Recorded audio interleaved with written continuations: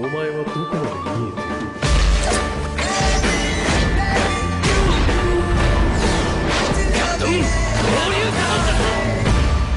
俺の死に様か。 After the Fourth Shinobi World War, Naruto changed a lot. He stopped being that cheerful boy who dreamed of becoming Hokage. The war hit the guy hard, because almost all of his friends died in it, and probably one that he will never forget. No, we are not talking about Sakura, but about Hinata. She and Neji are the ones who took the Jubi's blow upon themselves, when the latter began to attack the Shinobi Alliance with small incomprehensible pins that, when hit in the body, make them die in agony. The girl and the guy covered the blonde with their bodies, thereby saving his life. The last words of the girl are forever stuck in the blonde's head. Yaya, coughing blood, I will always love you Naruto-kun, even if you never love me, I will always. It was at that moment that the cheerful side of the guy died. He then greatly regretted that the pin did not pierce his chest. Naruto really wanted to be in the girl's place to find peace, but alas, this did not happen. Every day before going to bed, our hero has moments with the dying Hinata, and he wakes up in tears, and every day he wishes for his death. Also after the war, Naruto had to kill his friend Sasuke, because he was a threat to humanity. He remembered the last fight with Sasuke, he remembered every second of that day when he crossed his principles and killed his comrade who was a great threat to the shinobi world. The guy didn't like his crazy plan about a common enemy and the subjugation of the tailed ones with his miracle eyes, and then Naruto crossed himself and did it. After the fight, Naruto, of course, without regret, appropriated Sasuke's eyes for himself, because he understood that this was necessary and without this there was no way to remove Tsukiyemi. Sakura, having learned about the death of her beloved, committed suicide on the same day, giving the guy another stimulus, live on with this one of ours. Having come to Konoha as a hero, he abandoned his dream of becoming Hokage and joined the ANBU under the command of the 6th Hokage, Kakashi Hatake. He practically didn't talk to Kurama since the tailed one didn't really like the concept that its bearer has cursed eyes, and the blonde himself wasn't particularly eager to talk to the tailed one. Having become an ANBU, he chose the call sign demon and he was sent only on long-term missions, and then mainly it was the elimination of the enemies of the village. After each task, the blonde recovers in the village for only one day, and then the next day he goes to the next one. One day Naruto was sitting at home and meditating, recovering from another mission, when suddenly there was a persistent knock on his door. Opening the door, the guy saw a purple-haired girl in a cat mask. Naruto-san is urgently waiting for you, the Hokage herself, the ANBU girl chimed. What does he need from me? I just came from him after the mission. I can't know Naruto-san, he's waiting for you in his office. Tell him that I'll be there in 5 minutes. Hi, said the cat and disappeared with the help of a shunshin. Having quickly eaten instant noodles, he put on ANBU equipment and moved into the office, the head of the village. Kneeling down, he asked. They called the Hokage herself, the guy asked turning to the teacher. Yes, he called, Hatake began, we received information about some white people who also collect tailed animals like Akatsuki. What? Who are they? What is known about them? How many tailed ones they collected? The guy began to bombard the teacher with questions, worried about the new invasion of the Jubi. It is not yet known how many there are, unfortunately. In a matter of weeks, they collected 8 bijou. The other villages did not have time to warn each other about the protection their tailed ones, so it was not difficult for them to capture them. And where do I have their claim? But before he had time to finish, suddenly there was a sound from the direction of the main gate. Big bang. Interrupting their dialogue, the Hokage and ANBU went towards the gate. At the gate they saw 3 white people levitating above the ground and one small one sitting on the other. Somehow they looked like Kaguya, thought Naruto. One was a healthy white-haired man with white eyes and one horn on his head, Kinshiki, dressed in a white kimono with 9 magatama on his neck. The second was short, with the same bolognese that sat on the first shoulder like on a throne, Mamashiki. The third was with blue golden eyes, Tansigan, Tonari was able to steal Hanabi's eyes by killing her at home and taking the eyes for himself. The third was skinny and tall, Urashiki, with a fishing rod on his back. The first to speak up, the lowest. Carrier of the nine-tailed beast, we were looking for you. Who are you, and what do you need from our Jinchuriki? Hataki asked first as the head of the village. Stop, if there's one here, the one where the stop. Before the guy had time to think, he suddenly flew 20 meters away due to the blow of the blue-eyed man. Tonari. What? The clan is like that of the Sage of the Six Paths. It seems he didn't lie that I'm going to die today, but even if that's the case, I need to take more Otsutsuki with me, the guy thought, dodging another blow from the white-haired one. Since this is your last day of life, I will have mercy on you and tell you my name. My name is Kinshiki Otsutsuki, and you are fast. It was difficult for my Renegan to track your blow. What is your name? The blonde asked, distracting the enemy from the fight. And gradually recovering. It was close, the blonde said, after which he got hit in the face by that big guy. Naruto broke 5 trees with his body, after which he stopped and barely stood up. With one leap, he jumped into a nearby tree. A second later, in the place where the guy was accumulating chakra, there was a rather large crater. He knew that these weirdos would find him, so he sat down in the center of the clearing on a large stone and began to accumulate chakra. Suddenly, a minute later, where he was sitting, he felt danger from his side. Whoops, if you need me so much, then we'll find a secluded place, the guy said, moving away from Konoha. An explosion of a silver wheel. After these words, a beam of energy was sent to the center of the village. There was little time left for this beam to reach the center of the village, but suddenly on the way she met an obstacle in the form of a ghostly shield, which the guy called with his new Susanoo, which more closely resembled Itachi's red Susanoo. Yes, he said, and began to cover himself with a light green chakra cover. Naruto alerted his cover, so he did not remain in debt and also repeated his actions, entering the sage mode. After this, the so-called Tonari raised his hand, pointing towards the village and saying, Tonari, you can start, said Momoshiki, who was sitting on Kinshiki, giving an order to his new subordinate. I wonder how you will do it. We only need the tailed one inside it. Give it up voluntarily, or we will destroy your pathetic village. Well, I'm already tired of all this. Having said this, the guy materialized a partial Susanoo and tried to hit Tonari. Having occupied himself with one thing, he completely forgot about the other, which he immediately regretted, because Kinshiki managed to cut off the blonde's hand with his axes, which he summoned.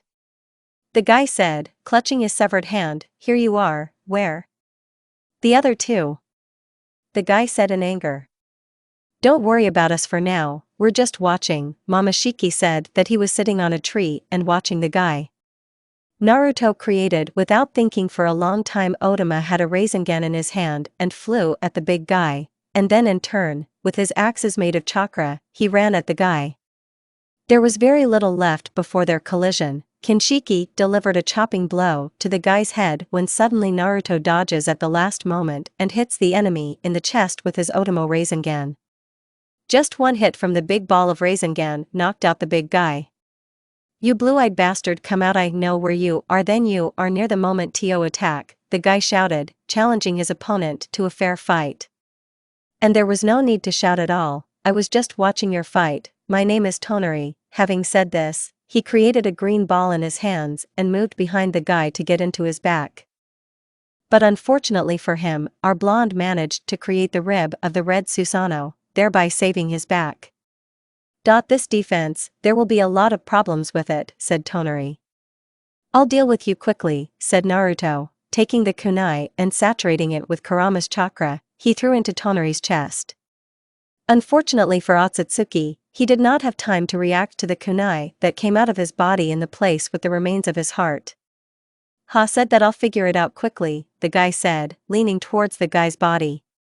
He was just about to get up when suddenly he felt that his chakra was leaving his body. Urashiki with his fishing rod came up from behind and stole more than half of the blonde's chakra. No, the guy said, kneeling down, it can't be that he didn't have time, he said, feeling that he was losing consciousness. He had just fallen asleep when suddenly he saw his dead friends. No. The guy said to himself, now is not the time, just not now. Hey, I'm not finished yet, the blonde shouted, turning to the skinny Otsutsuki. Are you still conscious? Didn't I take all the chakra? He asked, turning to the guy. Okay, I'm better off. Having said this, Urashiki flew towards the blonde. Just as he was about to take the remaining chakra from him, he suddenly noticed that Naruto began to swell. As the great man said, art is an explosion. After these words, Naruto, as well as Urashiki and Momoshiki, who was watching them from a short distance, exploded. Thanks to Danzo's archives, Naruto found such a seal that helps during critical situations to take the enemy with him to the next world. This is exactly what our blonde used to reduce their fight to a draw. And so Naruto died, saving the village from another threat. What will happen to the tailed one, you ask, and if you take it off, everything will be fine, although they will have to undergo rebirth in order to be in the human world again. Meanwhile, Naruto woke up in a completely white space, where he met an old man he knew. Super grandfather? Naruto asked for the first time in so long, smiling. Uzumaki Naruto, reincarnation of my youngest son, thank you for saving your world from my mother's clan, the sage said, smiling at his son's reincarnation. You're welcome, I'm always happy to help, the blonde said, approaching his grandfather and hugging him. Hagoromo did not remain in debt and also hugged his son. I understand that in this life not everything worked out so smoothly for you, so it's not time for you to see your friends yet. The sage said, releasing the guy. What? How? Why? You must understand that the gods should not remain in debt, so I want to repay you for saving the world twice. You want to give me life again in torment in this village, I'm sorry, but I don't want to. No, you will find yourself in another world, a world that is much different from your world. This is a place where there is no chakra or tailed creatures. What are you offering me, to live in another world, knowing that I have too much blood of my own comrades on my hands? Why answer me why I don't have the right to peace? You have the right to happiness. Your parents would not approve of your decision to go to them, do you think? I think you're right, my mother would definitely hit me on the head with a frying pan, the guy said, remembering the parallel world to which he sent their Obito. I suggest you forget your old life and live in a new world. I agree, but I want to leave my physical one, even without chakra, but that's all, but physical strength is needed everywhere. Let it be so, said the sage, and by putting the seals he moves the guy's soul into a new body. At this time, Dr. Franks was pulling out of a huge test tube a newly created parasite that will only be in a single copy. This parasite will be more perfect than the others. The Pope himself asked the doctor to create a parasite that could pilot the Franks alone. Here he takes out his greatest creation. The boy looks about 5 years old with long birch hair that reaches his shoulders, blue eyes of the standard height of a 5-year-old child. He looks like a cute ordinary boy. The doctor conducted tests on his body. Well, there was a blood test, like the regeneration of his body will work, his heartbeat will be how many beats per minute. Engrossed in studying the test results, Franks did not even notice how his creation got up and began to curiously look at everything around. Oh no, it's too early for you to wake up, go back to bed, said Franks, giving the boy anesthesia. As soon as the boy fell asleep, the doctor continued to study the results. These results of course pleased him, because this experimental sample is almost as good in characteristics as the 002 sample that Franks recently studied. If everything continues to go smoothly like this, it can become our future whatever it can free the earth from revizors, thought Franks. So we need to come up with a code for him. 001? No. 002 and 003 are gone too. Then which one? Okay, 004, I think it will suit him. In the evening, having finished his research, he ordered the guards to take him to a mela with the other children, so that the boy could live like an ordinary person, and then, at the age of 6, Franks would take him to training which will last for more than 1 year. The guy woke up alone in the room. At the moment he didn't know who he was or where he was. He was just about to get to his feet when suddenly his legs gave way and he fell to the floor with a small crash. At the sound of his body falling, the guards ran into his room. Seeing the boy on the floor, they picked him up. "What should we do with him? He doesn't even seem to know how to walk," one guard asked the other. "The doctor said he grasps everything on the fly, and since others can talk and walk, he can do this too," repeating after the others. "But why? He doesn't even know how to walk."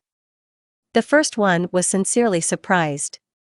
Dr. Franks ordered to take him to everyone. Arriving at a place where children play and read, they put 004 on the floor and left the room to watch the boy from afar. 004 sat in place for about 5 minutes, looking around and thinking about something of your own. After the time had passed, he tried to get up, but all his attempts were even. But then, after thinking a little more, he crawled to the wall and, leaning against it, began to stand. All this time, 4 pairs of eyes were glued to him. The first 2 were guards who did not expect to see such ingenuity from a boy who was born just yesterday and then lay there all day, and one little black-haired boy who always made friends, as well as a little girl with blue hair that almost all the time she was with the black-haired one, Hiro and Ichigo. They closely watched the actions of the birch-haired boy, looking at him and wondering who he was. After all the children who were in this room have been living here for 2 years already, and no one knew the guy who was just brought to them. None of the children dared to approach the boy who could not walk. Meanwhile 04, well abbreviated, practiced walking with his elbows on the wall. Having gotten a little used to walking, he moved away from the wall and began to practice without it. All this time there were quite a few spectators who were watching the boy's actions with amusement. The black-haired boy decided to be the first to make friends with him. Approaching the blue-haired boy, he began. "Hello, my name is Hiro," the guy said, offering his hand. The blue-haired boy took his hand and began to say that it's inarticulate. "You can't speak?" The black-haired one asked a question, to which the blue-eyed one nodded. "Do you understand me?" Hiro asked the question again. 04 nodded again, indicating that he understood him. "But how can you understand me and not speak?" Hiro was surprised, to which the boy showed a gesture that he doesn't know. "I see," the guy said, not fully understanding what was wrong with this strange boy. "Do you want me? Will I teach you to speak?" Hiro asked, hoping that his new friend wouldn't mind. Blue-eyed nodded his head, making it clear that he agreed. You ask why he can't speak, but Hiro understands. That's enough. It's just that the guy's jaw has only recently been formed, that is. He will be able to speak, but he needs to practice. The case is like in NaruZeroTwo. Hiro took the guy to the corner of the playroom and began to practice speaking with him. As it turned out to be a new acquaintance, Hiro quickly picked up on the fly and quickly learned to speak. Of course not perfectly, but in a few tens of minutes he spoke like a standard 2-year-old child. After sitting like this for a little more time, Hiro only realized that he didn't know the name of his new friend. "Listen, do you have a name?" Hiro asked a question. "No," said the former shinobi, because he forgot everything about his former life at his own request.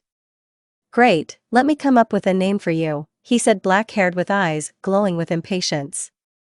"Yeah," said 04. "What is your code?" The boy pointed with his fingers 004. "Well, 004, it looks like you are one of the chosen ones." "So 4 is sure, this 4 in Japanese it seems, so you can be Shiro?" "What do you think of the name Shiro?"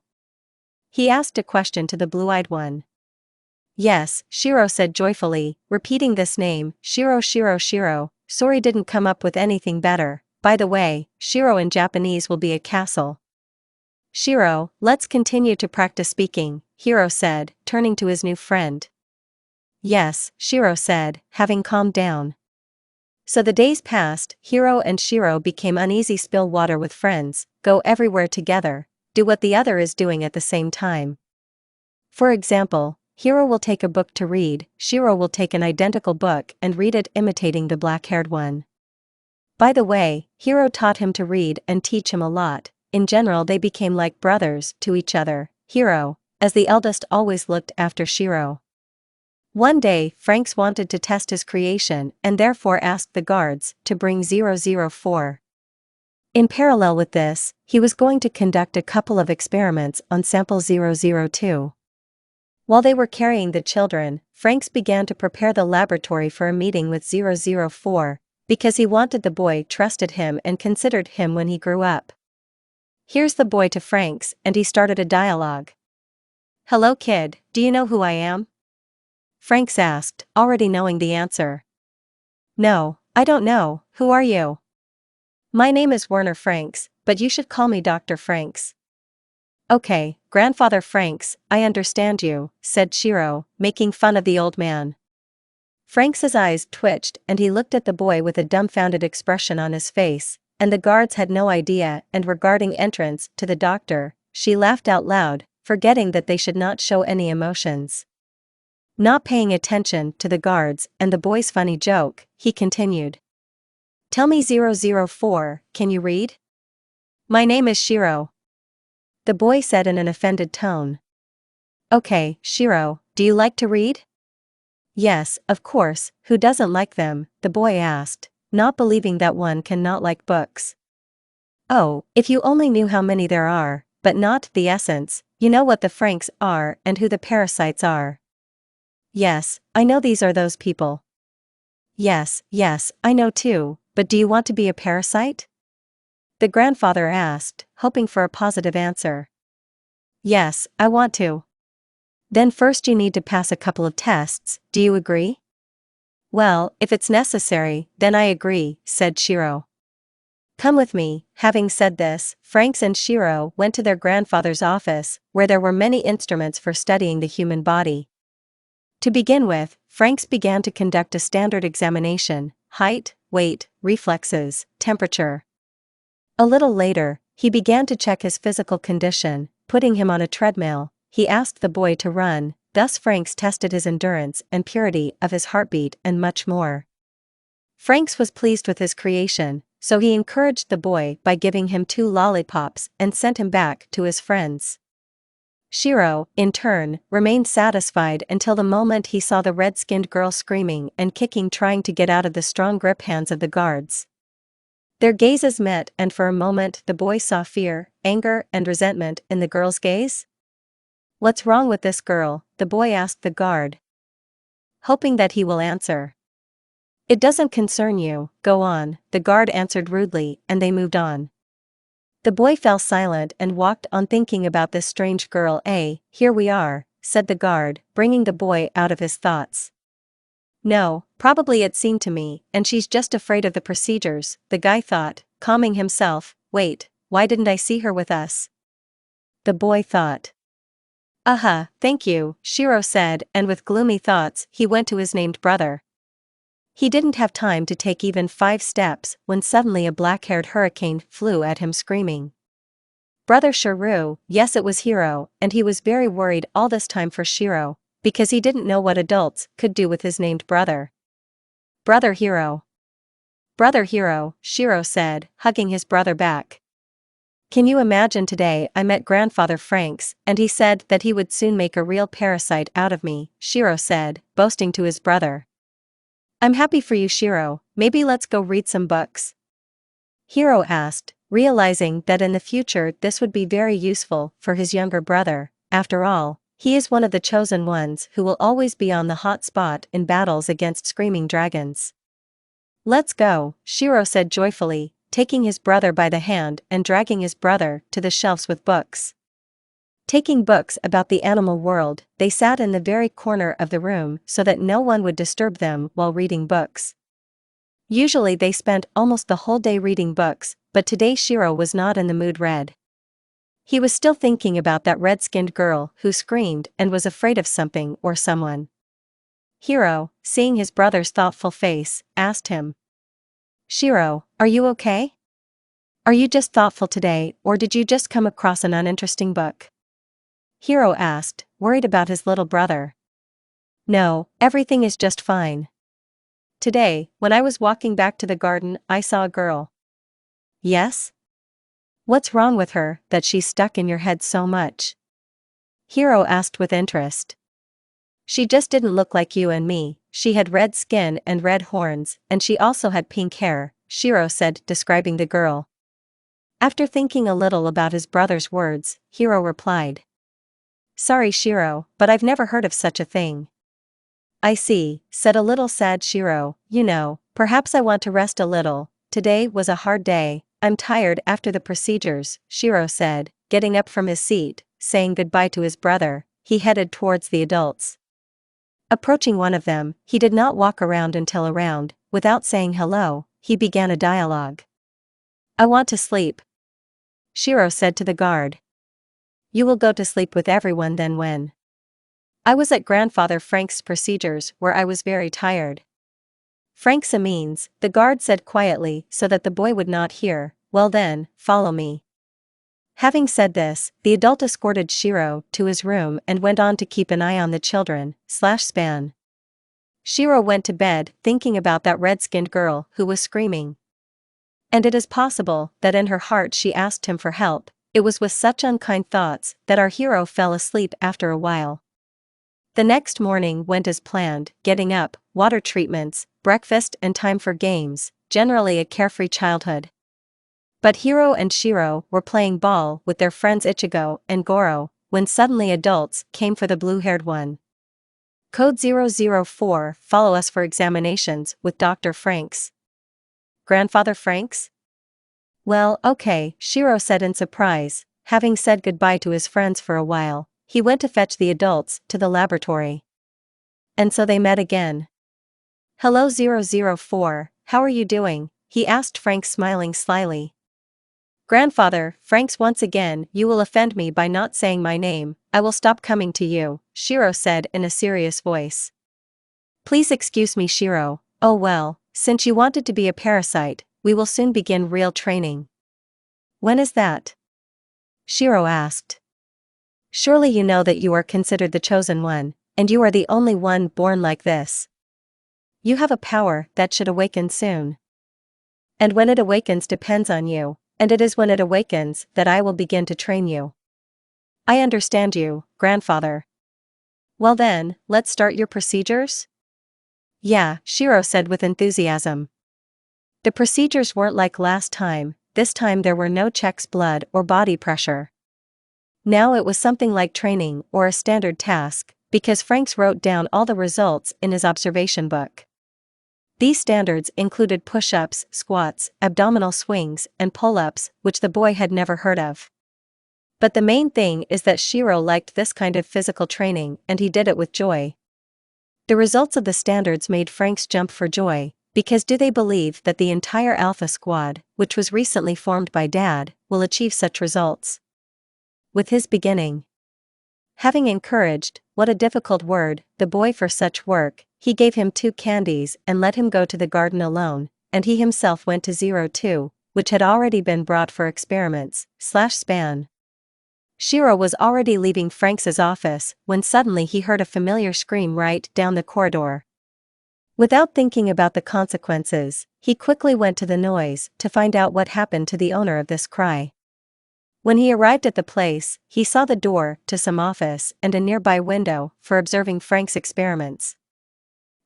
What machine, Shiro shouted in his heart, fearing that he the kind grandfather will now want to harm the girl even more.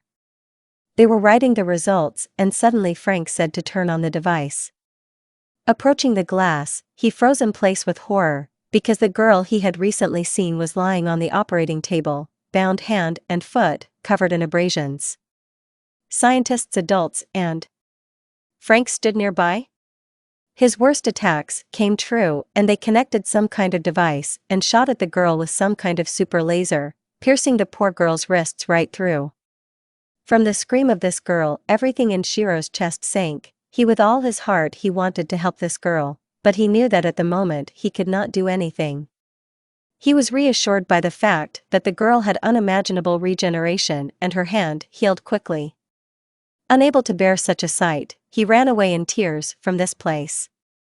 Arriving at the garden, he ran into his room without notifying the adults about his departure and arrival. Fortunately or unfortunately, his brother saw that Shiro had already returned and he was now in his room in a bad mood. Yeah, come on, it's okay, Hiro said, then let's come up with a plan to save the girl. Sorry, I didn't mean to, said Shiro, bowing his head, making it clear that he is ashamed. Okay, let me go or you'll strangle me, said Hiro, who was already wheezing the last words. Thank you, brother, Shiro said. Dahlia lay his brother on the bed and hugging him with all your might. Of course I'll help. Where am I going? Said Hiro, ruffling his brother's hair. Yes, he said. Shiro is already confident, but will you help me? The boy asked with hope. Okay, I understand you. Maybe we can somehow find her room and free her, even if only for a while. And oh, there are no procedures that would hurt her, said the angry Shiro. Or maybe it's necessary for the procedures, Hiro asked, trying to calm his brother down. Yes, I saw it with my own eyes. She was in pain. Why did you decide that?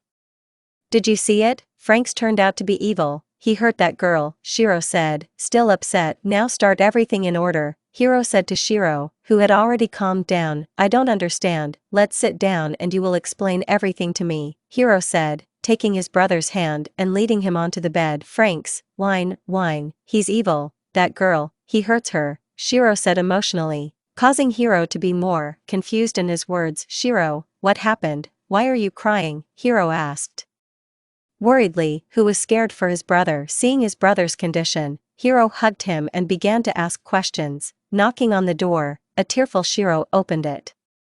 Deciding that Shiro needed him now, Hiro went to the blue-haired man's room. Their plan was that next time Shiro would try to find out where that girl was and would try to do everything to free her from the garden in the cold winter. And at that time Hiro would distract the adults who would be in the garden and make sure that they don't remember the blue-haired guy for an hour.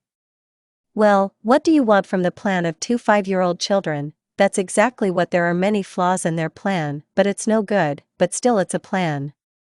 The next day everything happened the same way as on the previous day. In the morning, water procedures, breakfast, games, and at lunch, Shiro is again taken to Frank's.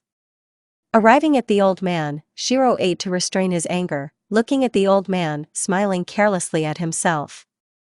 Hello Shiro, how are you? Frank's, he said with anger in his voice. I'm fine, the boy said, holding back so as not to take something metal and hit the mechanical floor. The old man's face. Are you in a bad mood today? What happened? Nothing. Tell me, grandfather, do you trust me? Of course I trust. You are like my beloved grandson, the doctor said, smiling slyly. Trust me, Shiro said, holding out his hand. She accepted his hand and Shiro safely lowered both her and himself to the ground. Without wasting precious time, Shiro swung his flashlight and hit it on the glass so that it shattered, scattering across the room and hitting him a little. The boy crawled closer to the girl and gave her his hand. .02 Having heard knocking on the window, I was very surprised to see a boy with blue eyes and the same hair. Shiro said something to her through the window, but she didn't hear him and didn't understand what was required of her. Since fate and the author were on his side, the girl sat there hugging some kind of book. Coming closer along the branch, he knocked on her window so that she could hear him. Having found a trash can nearby, he rummaged around in it a little and discovered a heavy metal flashlight. Miners wear such flashlights on their foreheads. Taking the find in his hands, he climbed up the tree to the second floor.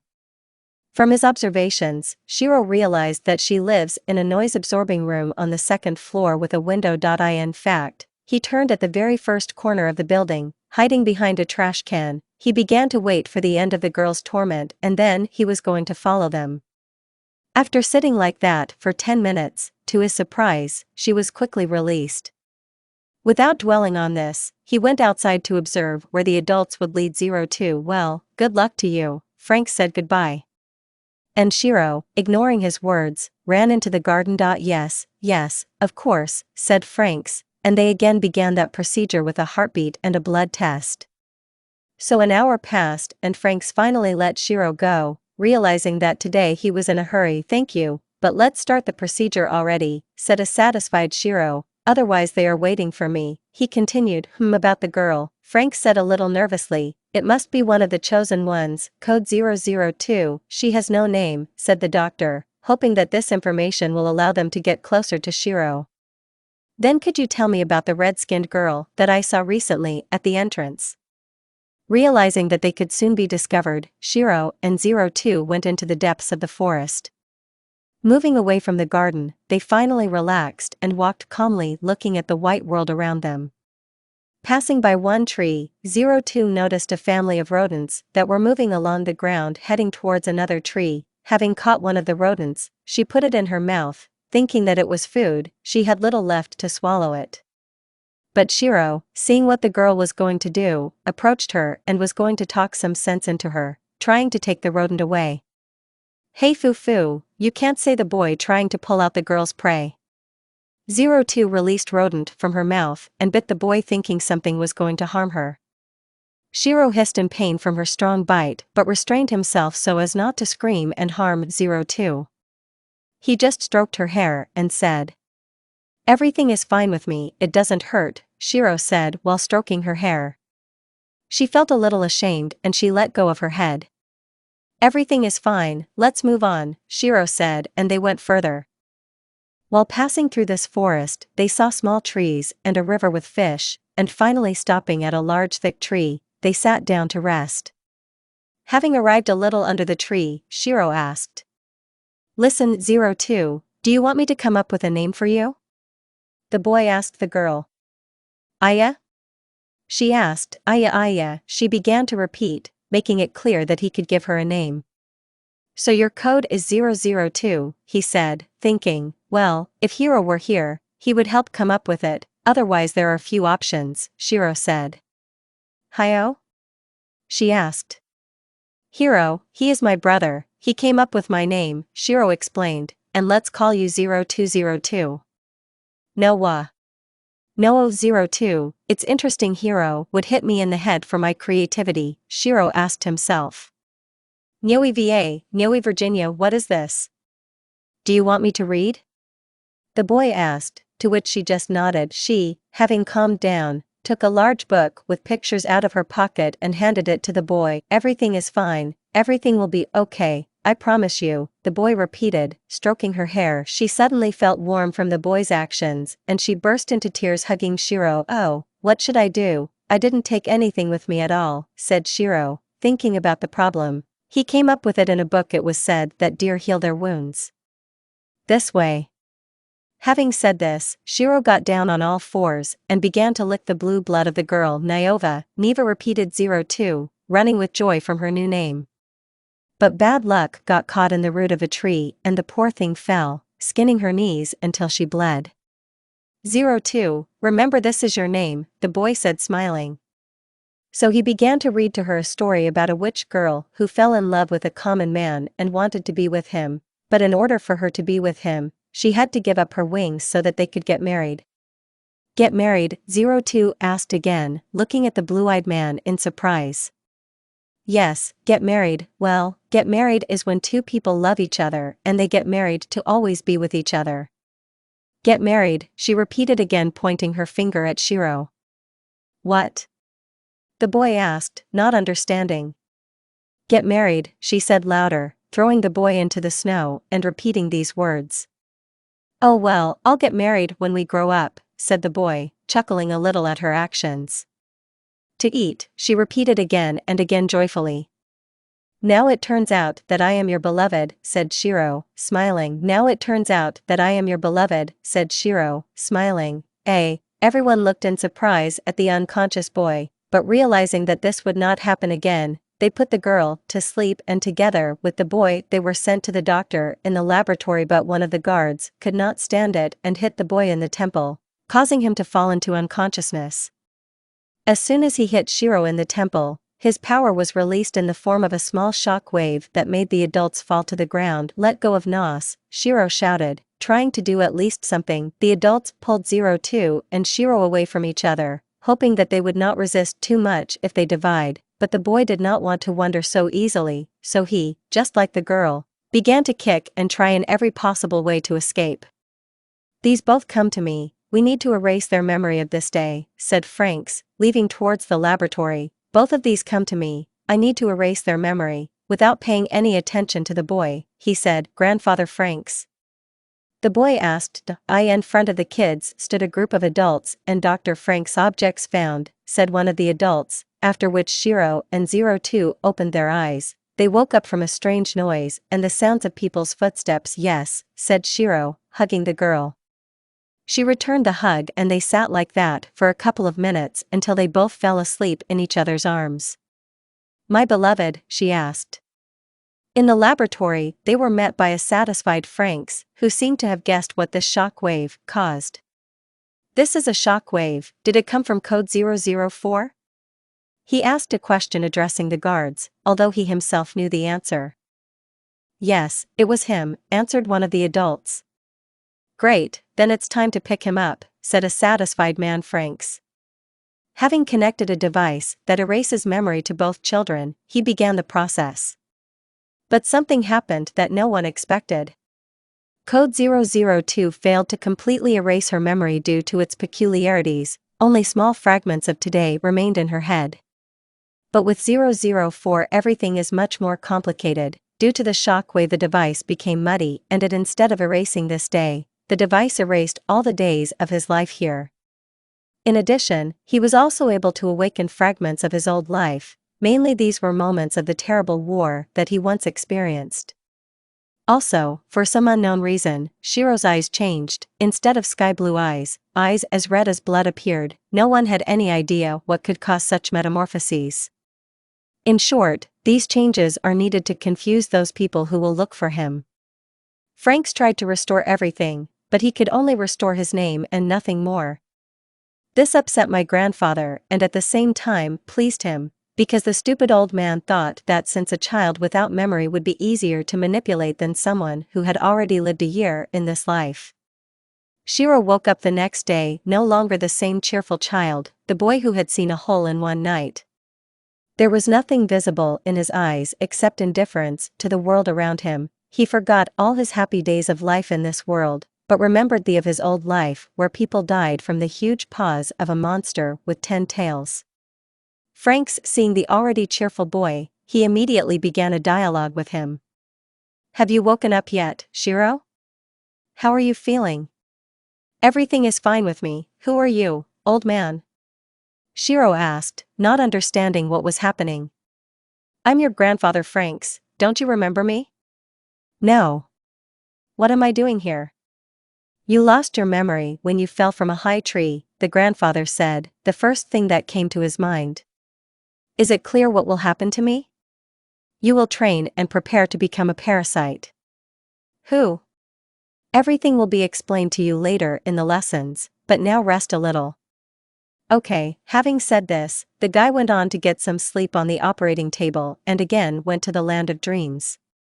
And Franks began to collect all his research for the move/span. I see, well then let's go. Having said this, Shiro and Franks went to leaving the garden where the plane was already waiting for them. No, everything you need is already in place, Franks said. I see, do I have things that I need to collect? Shiro asked, getting up. This is a plantation, an island separated from the rest of the world. Where? It's time for us to go to another plantation for your training. What do you want, grandfather? Asked a sleepy Shiro. Shiro, get up. Frank said, deliberately waking the guy. After collecting all his things, he woke up the guy who was sitting comfortably in the center of the room. The old man was going to go to a separate plantation to develop the perfect weapon against Revizors. And he is going to send 02 to the Alpha Squad, where Dad will work on her a little. Meanwhile, Hiro. The black-haired man sat at the window of his room and with tears in his eyes waited for his brother, who should have returned yesterday. Why? Why did I let you go, Shiro? The black-haired man asked himself. I should have realized that this was a stupid plan, so why did I do it? Hiro reproached himself. He was killing himself like this for another hour. But after a while of such thoughts, he set a goal for himself. I will definitely become the best parasite and find you, brother, he said decisively. 002 woke up in the next room and began to remember yesterday. Her head was a mess of scraps of memories and a strange boy who gave her warmth. AI equals 3. It turns out I'm your beloved, she heard in her head, seeing a boy with a smeared face. 02, remember now this is your name. Another voice in her head told her this. 02, remember now this is your name. Another voice in her head told her this. Darling. The girl finally shouted to the whole laboratory in the hope that he would hear and return to her. But to her regret, he is unlikely to hear her or even pay any attention to this sound. I see, well then let's go. This voice looked like the one who hugged me. I thought NaruZeroTwo and already wanted to run to him and see his owner, but the adults were in the corner of the room and they watched the girl and did not allow her to leave the room. Let us go, the last thing that was in her head before she heard the voices in the next room. Everything will be fine, now everything will be fine, said the boy with a smeared face, hugging her. And so Shiro's training began. The boy trained a lot physically so that it would be easier for him to control Franks alone. He did not forget about reading books, so to speak he had a golden mean.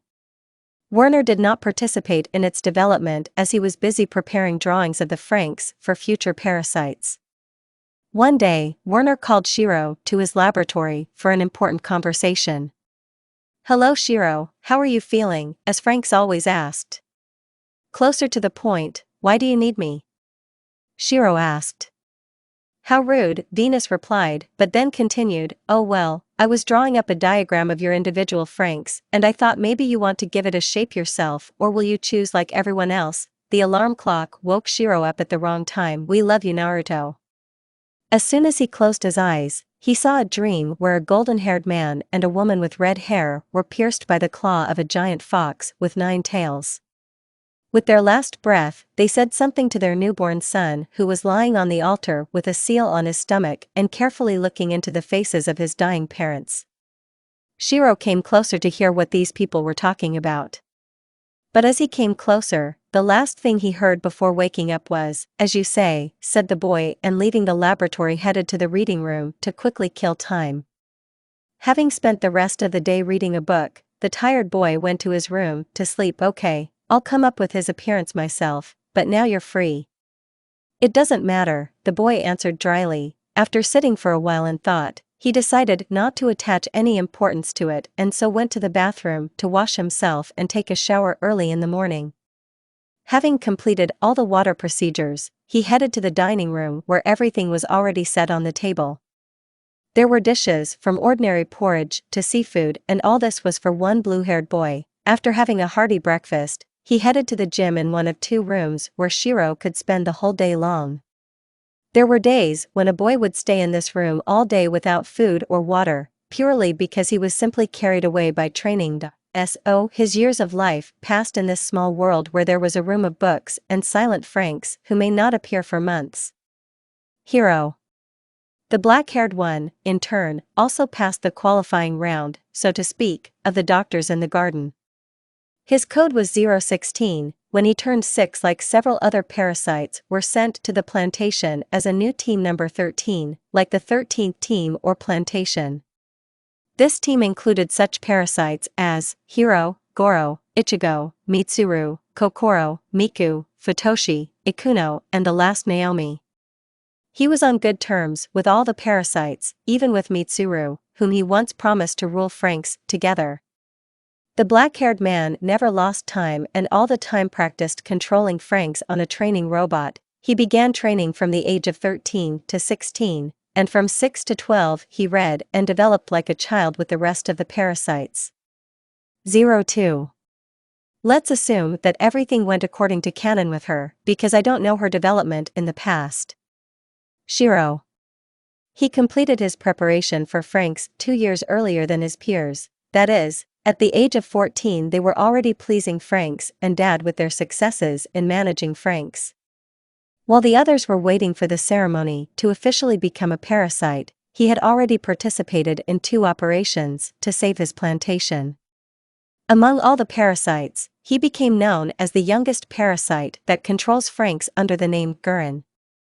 Of course, no one knew the guy by sight, but parasites and adults recognized him through his Franks. Over all these years, his appearance has not changed much, the same blue long hair, the same red eyes, and standard the form is black. Once he was asked to participate in the ceremony of the formation of parasites in the 13th plantation.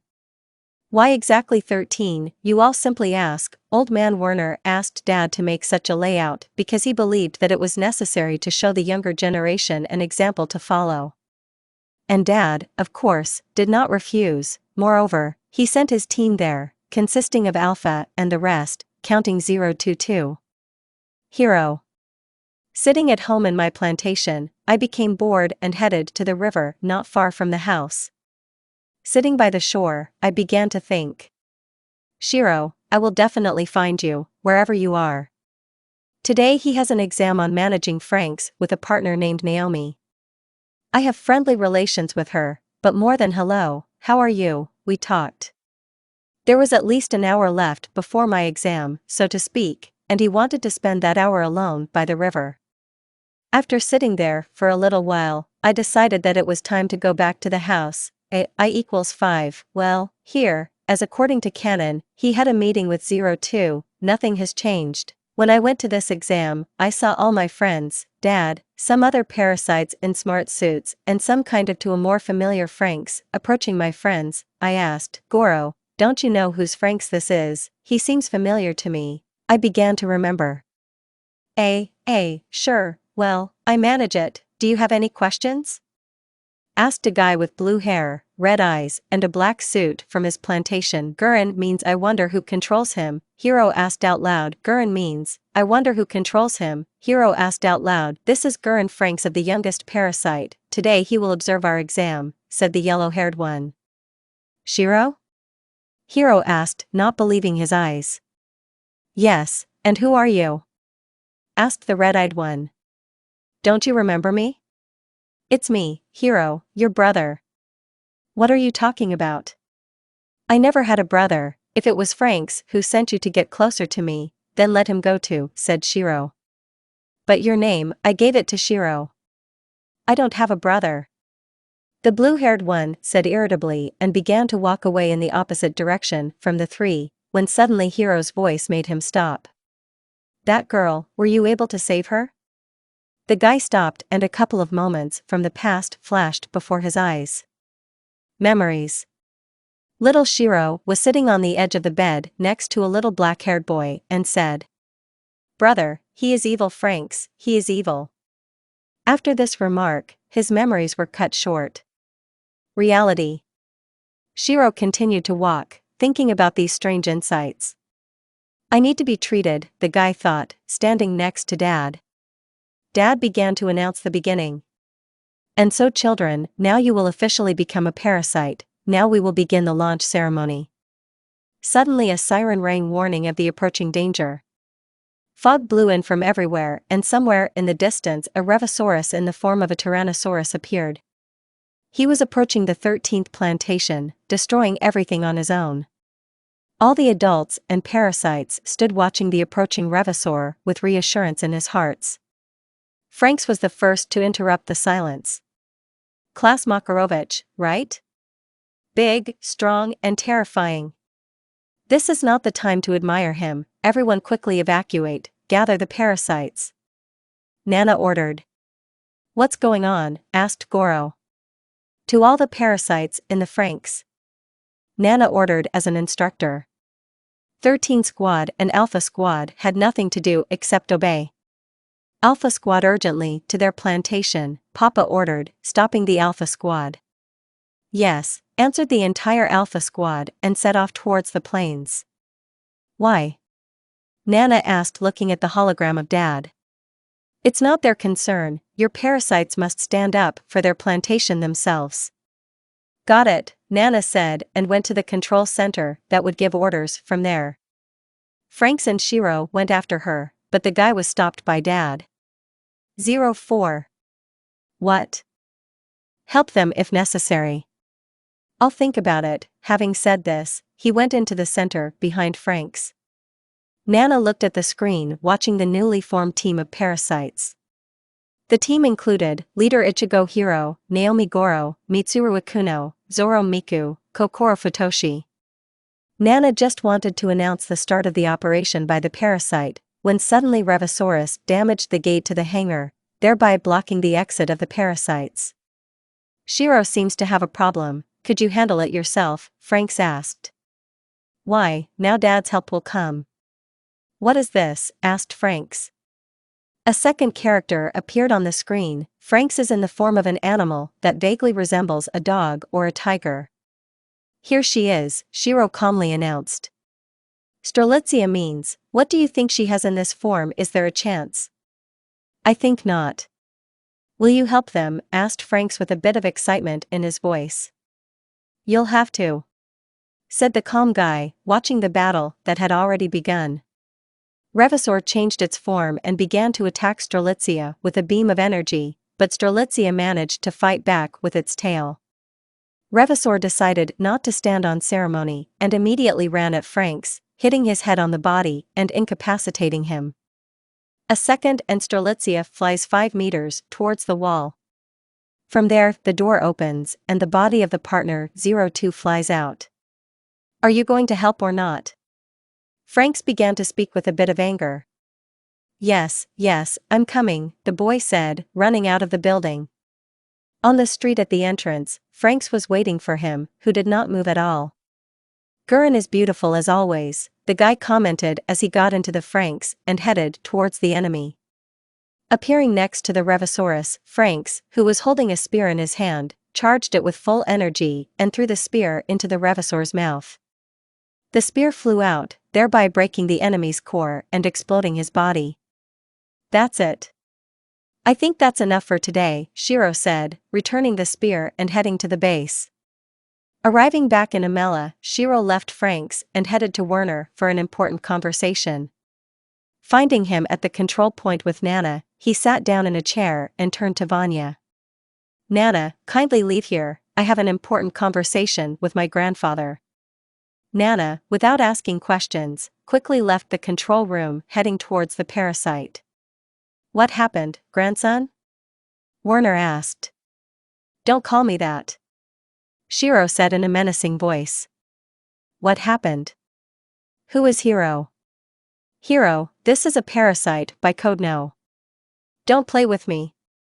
Why did he call me brother? The irritated guy asked. Franks was already starting to get nervous. I don't know. Franks. Stop lying, my memories are coming back. What did you do to me as a child? Franks realized that he had been found out and that's why he gave in and decided to tell everything. Okay, I'll tell you, you didn't fall as a child with a tree. I erased all your memories for the entire year of your life. Why? Because of you, the awakening of your power caused the device to change memories to malfunction. Instead of erasing one day of your life, the device erased all your memories. Why did you want to erase my memory? You violated the rules. Not only did you run away from the garden as a child, but you also took another parasite with you. Who would be that parasite? Who would be that parasite? He, not noticing the world around him, walked in thought wherever his eyes looked, until he stopped at the riverbank in the forest, /span, memories, pink hair and horns. The guy thought and lost memories flew before his eyes. The guy opened his eyes and saw on his shoulder a girl with red horns and pink hair who was snoring peacefully. Shiro sat down under a tree and fell asleep in such a bad mood. He didn't have a very good day, so he slept the whole day and woke up only the next morning. He woke up because he felt uncomfortable in the shoulder area. No. He can't be trusted. Just like Franks, they are traitors, said the guy whose eyes began to cry because of the realization that he had been betrayed by his loved one. Brother? So brother? Can he be trusted? What if he is the same as Franks? He began to reason out loud. Squatting near the river, he began to think. Shiro silently left the headquarters to digest the information he learned today. But lastly, I want you to know, I'm sorry that this happened, you really became like a grandson to me. The guy was about to leave the building when suddenly he was stopped by Frank's voice. Okay, I don't mind, I don't trust you, I'll stay here and find out everything from Hiro. Why? Franks asked. Okay, I'll live here for now. I don't know. Little Shiro sees in Franks' laboratory that he is conducting an experiment on a little red-skinned girl with pink hair. End of memories. So you also suffered from for this old man, the guy said out loud. You and I are somewhat similar, he continued and put his head on her head. After 5 minutes he fell asleep. An hour later, the girl woke up in a position that was interesting to her. An hour later, the girl woke up in a position that was interesting to her. An hour later, the girl woke up in a position that was interesting to her. I need Nana, where is she? Span, I found him and? Shiro asked without the slightest interest. You know, I wanted to be a parasite to find my younger brother. They walked in silence for about 2 minutes, but the first one couldn't stand it. Hiro, and he started. Hiro immediately stood up and ran after Shiro. Hiro, show me off me to the room, Shiro ordered and began to climb to the second floor. They are in the hangar, Hiro answered. Retarded? Haha, oh, is it you? Yes, they asked Zoro, who didn't immediately realize who he was talking about. Train retarded parasites, the guy answered rudely. Why do you need it? She asked. Miku suspects that today they will have a restless day. Where are your Franks? Only NaruZeroTwo, and that's it, said Goro. Who else is on the plantation besides you and me? Your room, you share a room with Hiro, Ichigo also said with a smile. Cool, has she not conveyed anything yet? She said that she would be gone for 2 days, said that Dr. Werner took your Franks and you are in charge, Ichigo answered. Everyone sat down, but no one dared to continue the meal. Sit down, the guy said. Having seen the guy, they all stood up in honor of greeting the senior in rank. Arriving at the house of the parasites, he saw the parasites of the 13th plantation having breakfast some other time. Having said this, the guy continued moving, leaving the girl alone. I like you, will you be my favorite? What? Stop. A girl stopped the guy. Okay, I have to go, the guy said, getting up from his seat and heading towards the headquarters. Hey, don't forget, I once forgave you for being willful, the guy said more seriously without laughing. Hey, don't you dare laugh at the name that my beloved gave me, she said, and gave him more bream. How creatively I thought about my name for a long time, the guy asked, chuckling at the girl. And my name is NaruZeroTwo, she said with a radiant smile. My name is Shiro. Who are you? She asked, turning the topic of conversation in a different direction. Are you sure you weren't on me? You slept on me. Hey, the guy commented. What are you doing?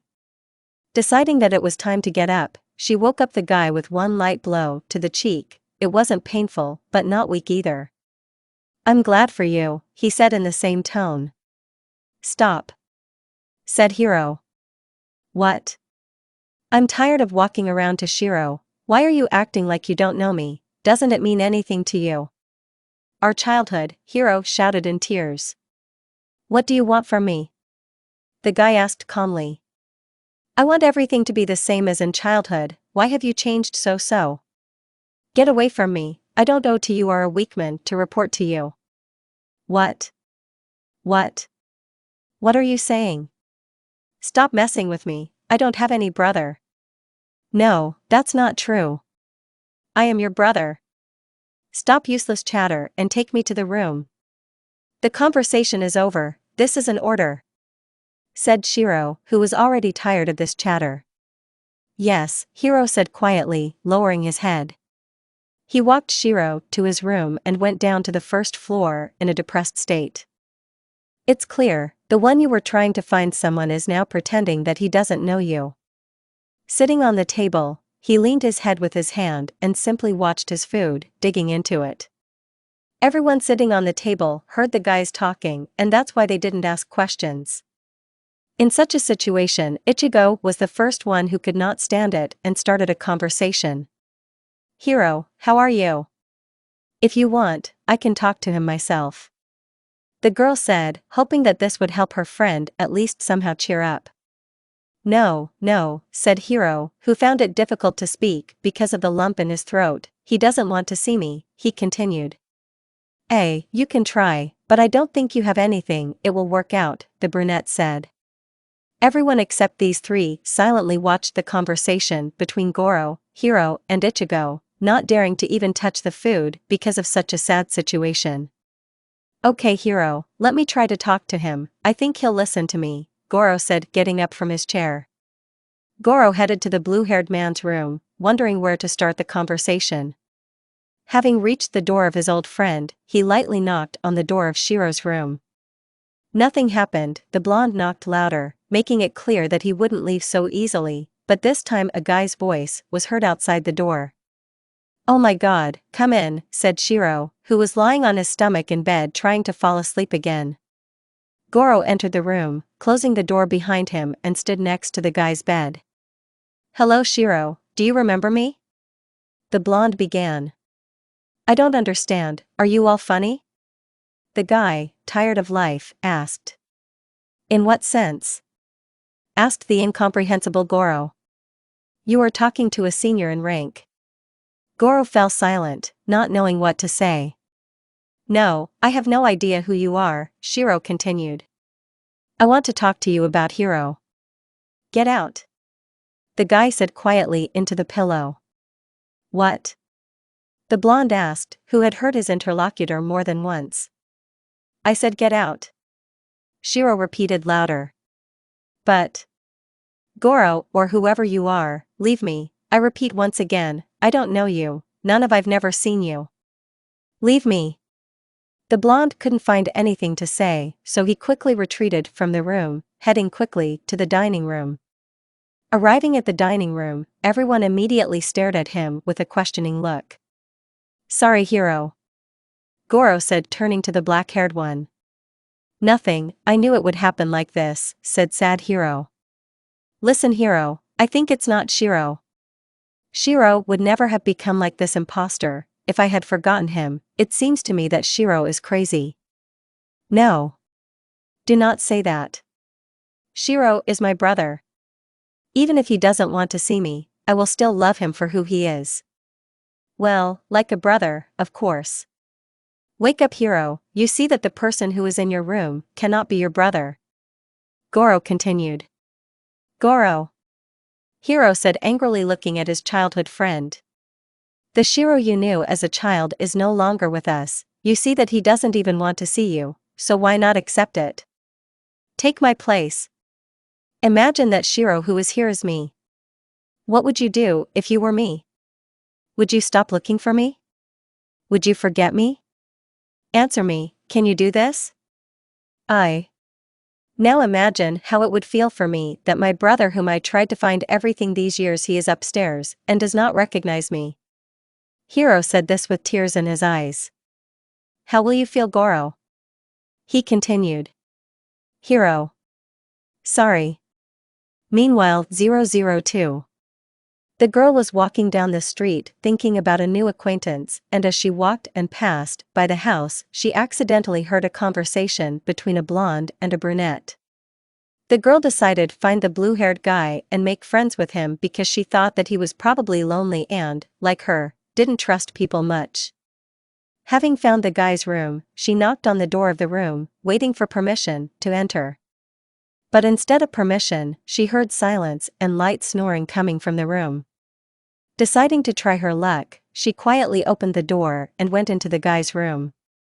On a small bunk bed on the lower floor, a guy was sleeping, turning on his side towards the wall. Without thinking twice, she climbed onto his bed and lay down next to him, waiting for him to wake up. Looking at the guy's face, she began to feel sleepy, and in the end, after 5 minutes, she fell asleep hugging the guy. Shiro woke up to a strange feeling in his hand and a slight moaning sound in front of him. Opening his eyes, the first thing he saw were red horns that were a couple of centimeters from his eyes, and a hand holding something soft. In surprise, the guy tried to move his head back, but unfortunately for him, he fell out of the bed. The guy cursed all living things and these things that were next to his eyes, but getting up from the floor, he shook himself off and looked at the bed. What was his surprise when he saw that girl with strange horns and cute green eyes. "I wish I could take you 02, he said out loud. Looking at the time, I realized that I had only slept for 3 hours and it was now 1 o'clock in the afternoon. Deciding that it was time to wake up the girl, Shiro wet his hand in the sink and washed the girl, thereby forcing her to wake up. "What are you doing?" asked the sleepy, irritated girl, turning to the guy. "What are you doing in my bed?" The girl didn't know what to say, that's why she looked around the room in search of something to cling to. "And don't you dare change the subject." As if he had read the girl's thoughts, the guy answered. After thinking a little, she blurted out what first came to mind. "You look like him." To whom? Asked the uncomprehending guy. To his beloved. The guy again had flashes before his eyes. Memory. Little Shiro sits under a tree, and next to him a red-skinned girl in the snow screams loudly. My beloved. End of memories. The guy answered after thinking for a while. I have no idea what kind of beloved we are talking about, kindly get out of here. Okay. The girl said quickly, running out of the room. The guy sat down on the bed and began to think about these strange knowledge. Who am I? The guy thought. Shiro. Who came up with this name for me? Maybe it's really Hiro? And what? Well, he came up with a name for me and that I should kneel in front of him. Hey, he just came up with a name, nothing special. But suddenly the guy felt that his stomach began to emit a howl of Keith. Well, okay, it's time for lunch. Having quickly put on a black jacket, he went downstairs to the kitchen. In the kitchen everyone had just started having lunch, but as soon as they saw Shiro everyone stopped and stared at him. But no one stood up in greeting, except for one Hiro. The guy didn't give a, so he sat down in the empty seat next to him with Goro and Hiro and began the meal. All eyes were fixed on the blue-haired man as if someone was waiting for his permission. The guy narrowed his red eyes so that people might think that the guy was getting ready to jump on the victim and gnaw his throat. Such a look made the girls feel uncomfortable, and the boys had sweat on their foreheads.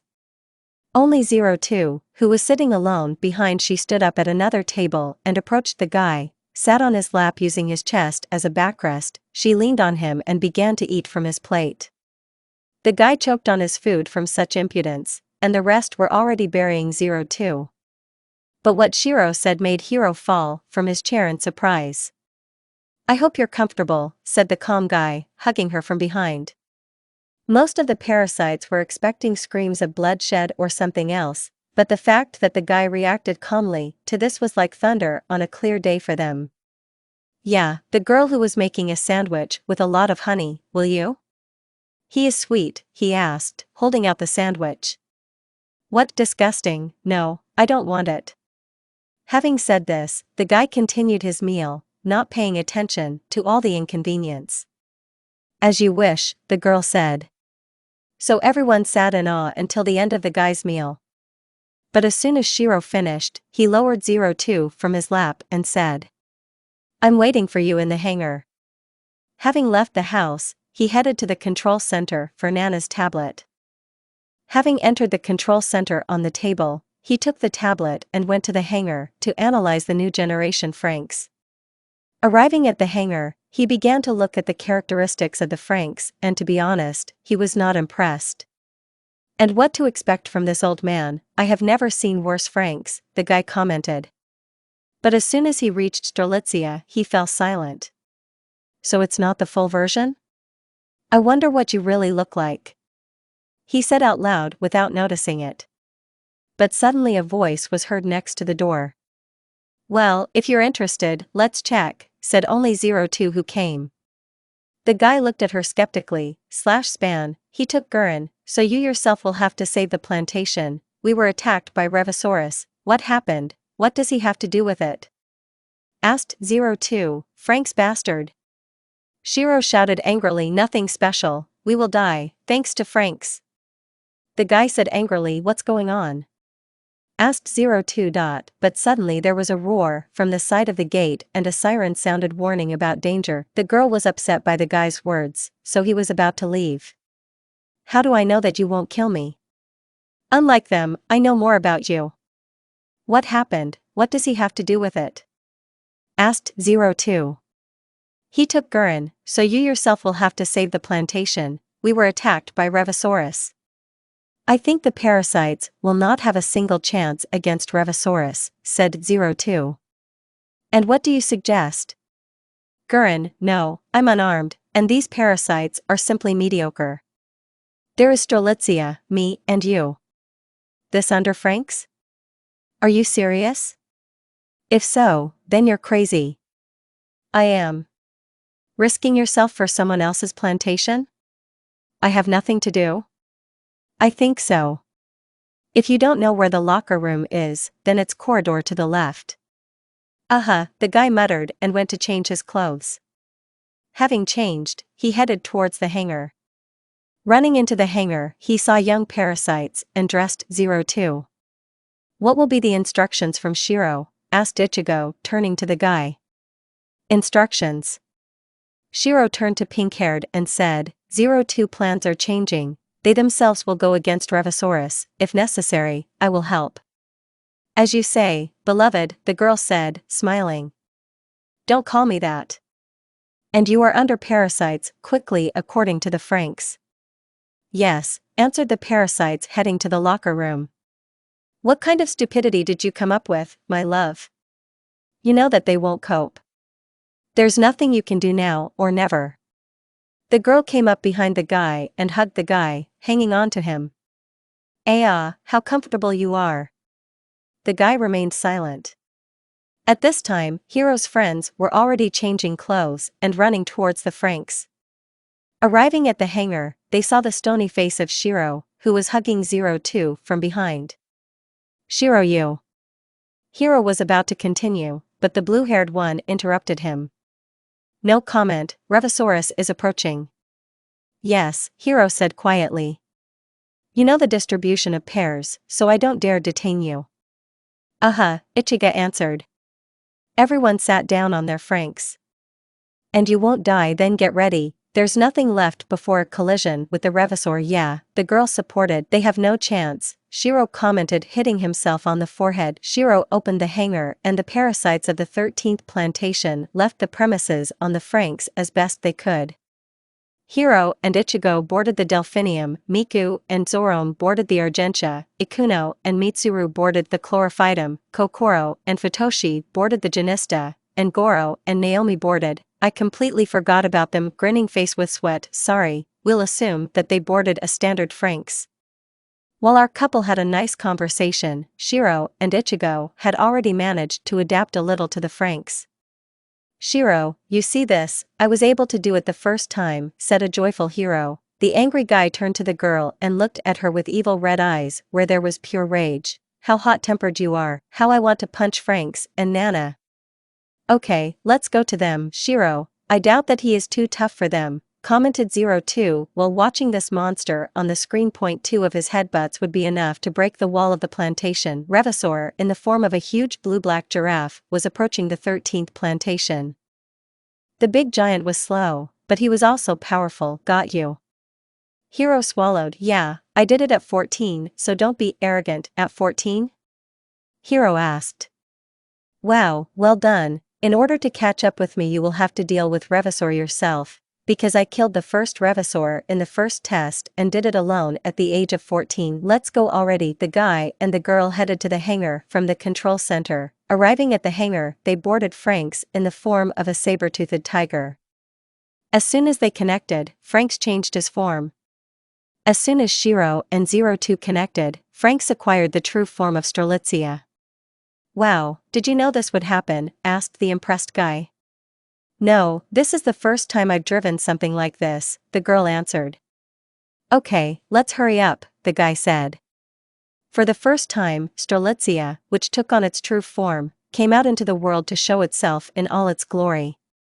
Looks like in the canon, as soon as she came out, the first thing they saw was the lying Franks of young parasites who did not even have time to reach the monster as the monster itself knocked them to the ground, hitting the ground with its weight, thereby causing an earthquake that knocked them to the floor. But for last, the beast decided to leave one last gift for our heroes. Having collected all the last energy, he shot at Franks with all the remaining energy. Strelitzia flew 20 meters away. During the flight her arms and legs were separated from Franks. Only the head and torso were more or less intact. Rising from the floor, Strelitzia took a spear and ran towards Revisaurus, simultaneously dodging his volleys. Coming closer, Strelitzia began to poke holes in the monster's stomach. They missed 3 times and only on the 4th time they managed to destroy the core. Raising a spear, they gathered it from the side, but the head of this monster turned into a cannon and attacked Strelitzia with a beam of energy. Unfortunately, this beam hit Strelitzia and caused great but not terrible damage to Franks. Equals 12, I understand you, I see. It will be more difficult with him, it seems his core is far in his belly, the guy said. Strelitzia flew into the air and charged with energy she threw her spear at Revisor's head, expecting him to disappear. But to their surprise, this did not happen. The spear went through the heads and did not cause such a serious wound. The girl only silently agreed with the guy. God, what a shame, the guy commented. The attack of the Revisaurus awakened the parasites of the 13th plantation. When they woke up, they were glad to defeat the Revisaurus until they saw the state of Strelitzia. Hiro and Ichigo were the first to see the consequences of the fight with the Revisaurus. Hiro, do you see this too? Asked the girl, whose tears were already welling up. No, this can't be, said Hiro. AI equals 4, getting up from his place, Delphinium ran towards the wreckage of Strelitzia, followed by the others who also saw the consequences. Goro and the rest, you take the arms and legs and we will drag the torso and head into the hangar, Ichigo ordered in a quiet voice. Yes. The parasites answered in unison and dragged the wreckage of Strelitzia into the hangar. As soon as they were in the hangar, Hiro and Ichigo ran to get our heroes from Frank's. Shiro was covered in blood and missing one arm, and NaruZeroTwo began to regenerate. Many attentive readers will ask why Shiro's regeneration won't regrow his arm if his regeneration is equal to NaruZeroTwo's. It's just that his regeneration is not as good as NaruZeroTwo's, so the most it can do is eliminate internal fractures and eliminate bleeding. Having taken our couple, they headed to the laboratory where they were laid on Dr. Frank's beds. Ichigo, find in the control room how to contact adults or Nana. The brunette ordered. Yes, the girl answered and ran to the control center. The guy himself didn't know what to do, and that's why he just sat and began to wait for a miracle. Meanwhile, Ichigo at the control center was looking for a means of communication with adults and quite by chance found the number of Dr. Frank's. Without hesitation, she called his laboratory. Code 015? Why are you calling me? Asked the surprised old man. Shiro and NaruZeroTwo are wounded, said Ichigo. What happened to them? I know that during their battle with Revisaur, the entire 13th squad was passed out, and when we woke up, their Franks lay broken in parts. Okay, I'm already flying out, said Franks and passed out. Meanwhile, Shiro lay in a coma and saw every day of his childhood life. Brother Hiro, and we will manage France together, asked little Shiro. Yes, of course, we will always be together, said the little black-haired one. So the days passed and he stopped at that place in the forest. My beloved, screamed a small pink-haired girl with red skin and big horns. Yes, it turns out that way.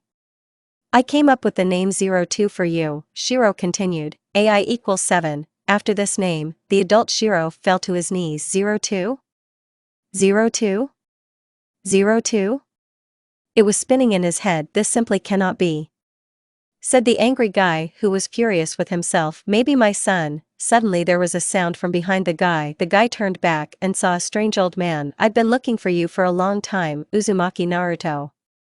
The guy turned back and saw a strange old man levitating above the ground. I've been looking for you for a long time, Uzumaki Naruto, this old man said with a smile. What for, Naruto? Who are you, old man, and where are we? Shiro asked, looking in surprise at Hagoromo. We are in your subconscious, in other words, in your head, the old man explained. Don't talk to me like I'm an idiot. I myself know very well what the subconscious is, said the guy who didn't like what was being explained to him like an idiot. Sorry, I forgot that in this life you have become wiser, said the old man, laughing awkwardly. What does it mean in this life? Shiro continued to ask. You are a person who has been reborn, not for the first time, Otsutsuki explained. Why have I been reborn so many times? AI equals 9, if I tell you briefly, you were born to save the world and you completed this mission, but it happened that you died without knowing life. I, in turn, moved you to another world so that you could find real happiness. Are you serious? Are you kidding me, old man? I live in a world where the Revisaurs attack plantations with people who live for ages and sit on their ass, while we parasites give their lives to fight them off. Did you wish me such happiness? It would be better if I died and found peace in heaven and not dealt with this. Shiro said what he thought. The sage had nothing to add, so he was simply silent. I have nothing to talk about with you, so be kind, get out of my head, said the irritated guy. I will leave, but know that this is not our last meeting, the old man said and began to disappear. After the old man disappeared, Shiro woke up in reality. After the old man disappeared, Shiro woke up in reality. In the real world, only a week has passed since the main character passed out. But from NaruZeroTwo everything was fine. She woke up on the third day after the disaster. It was only early in the morning, so 3 people were sleeping on chairs near Shiro's bed, enriched by each other, Hiro, Goro, and Ichigo, waiting for the awakening of their savior. And only one half-man did not sleep but worked with some kind of drugs tirelessly, not noticing the patient who had woken up. The guy sat down on the bed and began to watch Frank's work. So it was you who saved me? The guy asked a question, turning to Franks. Franks, hearing the voice of his named grandson, turned to him and said, "The parasites of the 13th plantation saved you, and I just cured you," he said. Franks. "I see," the guy said. "Why did you take Gurren?" Next the guy asked. "I wanted to modify it," Werner said in an even voice. "Thank you, bastard, that's what your modification brought me to. You wanted to connect me and NaruZeroTwo to find out what your new toy Strelitzia is capable of. I didn't think that it would all come to this," said Werner, who was already scared by the tone of the guy he created. "And in childhood, when you said to erase my memory from NaruZeroTwo, didn't you think too? You yourself made me your enemy." Shiro continued his tirade. "I raised you," said Franks, who tried to cling to something to appease his grandson. "I don't care." "You ruined my childhood," said the guy, who didn't care about the fact that he recently called him his grandfather. The old man did not find the necessary arguments to answer and therefore remained silent. The guy barely got out of his bed, leaning against the wall, and wandered towards the exit from the hospital. Since it was early in the morning, the guy was sure that he would not meet anyone on the road, and so he headed to the river to think about everything. Arriving in the forest, he sat down in the place where he had once met NaruZeroTwo and began to think about the circumstances. He did not know what to do and how to behave in front of his brother and NaruZeroTwo. He would have continued to think like that, but he was distracted by a voice. He woke up a long time ago. A familiar female voice NaruZeroTwo came from behind. "Why are you here?" the guy asked, ignoring the girl's question. "I came to see you, my love," she said with a smile. From the word, beloved, the guy felt somehow warm in his soul and somehow calmer. "NaruZeroTwo, sit with me," said the guy who wanted to talk to the girl. The girl obediently sat down next to him and leaned her head on his head. "Tell me about who gave you your name, I'm interested in hearing about him," said the guy who wanted to know what she thinks or knows about the past. "Well, it was in childhood and I told him I don't remember well. The only thing I remember about him is the promise he gave me and his name," the girl said, reminiscing. "What promise?" the guy asked, although he himself knew the answer to the question. "He promised that we would always be together and he would never leave me. He said that when we grow up, we will get married," the girl said with a smile. "And that he kept his promise?" Shiro asked. "I don't know, but since he promised, he will definitely find me and we will be together," the girl said, smiling sincerely. The guy couldn't resist NaruZeroTwo and therefore pulled her into a passionate kiss. The kiss was light and not long. Unstuck from his lips, he said, "You will definitely find him, but it's time for me." Having said this, the guy got up and was about to leave, but he was stopped by the girl's question. "Where are you going?" "I need rest, tell the others that I left for a couple of days," he said. The guy is heading to the hangar. The girl, having not received her answer, went to her room to continue thinking about when her beloved will find her. And Shiro boarded the Gurren that he brought. Franks is leaving for. Having boarded Franks, Shiro flew off in an unknown direction. As soon as Hiro woke up, the first thing he saw was his brother's empty bed. Looking around the room in search of Shiro in the distance, he saw Franks, who was collecting his things. Hiro, realizing that Franks was the only one who could know where Shiro had gone, stood up and carefully laid Goro's head on Ichigo's head and asked the doctor a question. "Dr. Franks, do you know where Shiro is?" Hiro asked, standing behind the old man. The old man answered in an even voice without looking up from his work. "He left. I have no idea where he went, but if you are interested, you can track him," Frank said and handed the brunette a flash drive which he took out of his pocket. The guy, with confusion in his eyes, took this flash drive and looked at the doctor questioningly, waiting for an explanation. "This is a flash drive. Insert it into the computer in the control room and it will show you where Shiro is," Franks explained. "You have a duplicate and I have the original," said Werner, raising his voice. "Forgive me, but they are already waiting for me." Having said this, Werner walked past the black-haired man and quickly walked into the plane that was waiting for him. Gradually, Werner began to boil over from the importunity of his creation. "Shouldn't this flash drive be with you? You made it for yourself?" asked the brunette. "When he lost his hand, I had to create a new hand for him. When I created this hand, I sewed a chip into it just in case if something happened to him, then I can track him and come to his aid in time," Frank said, and having collected things from the table, he wanted to pass by Hiro, but he blocked his path and asked the question again. Frank sighed heavily in frustration. "This guy is so annoying, everything he needs to know," thought Franks, and answered himself. "How does she know his location?" Hiro asked a question. Meanwhile, Hiro didn't know what to do. On the one hand, it would be kind of ugly in front of his friends if he went alone and looked for his brother, and on the other hand, waking up Goro and Ichigo over trifles would also be kind of ugly. AI=1, not knowing what to do, Hiro sat down on his brother's bed and began to wait for his friends to wake up so that they wouldn't be offended. Ichigo was the first to wake up after 5 minutes waiting for the guy. In a dream it seemed to her that someone is watching her, and that's why she woke up from a not very good feeling of being watched. Seeing Hiro sitting on Shiro's bed, she got up from the chair, forgetting that Goro was sleeping on her, and asked a question. "Here."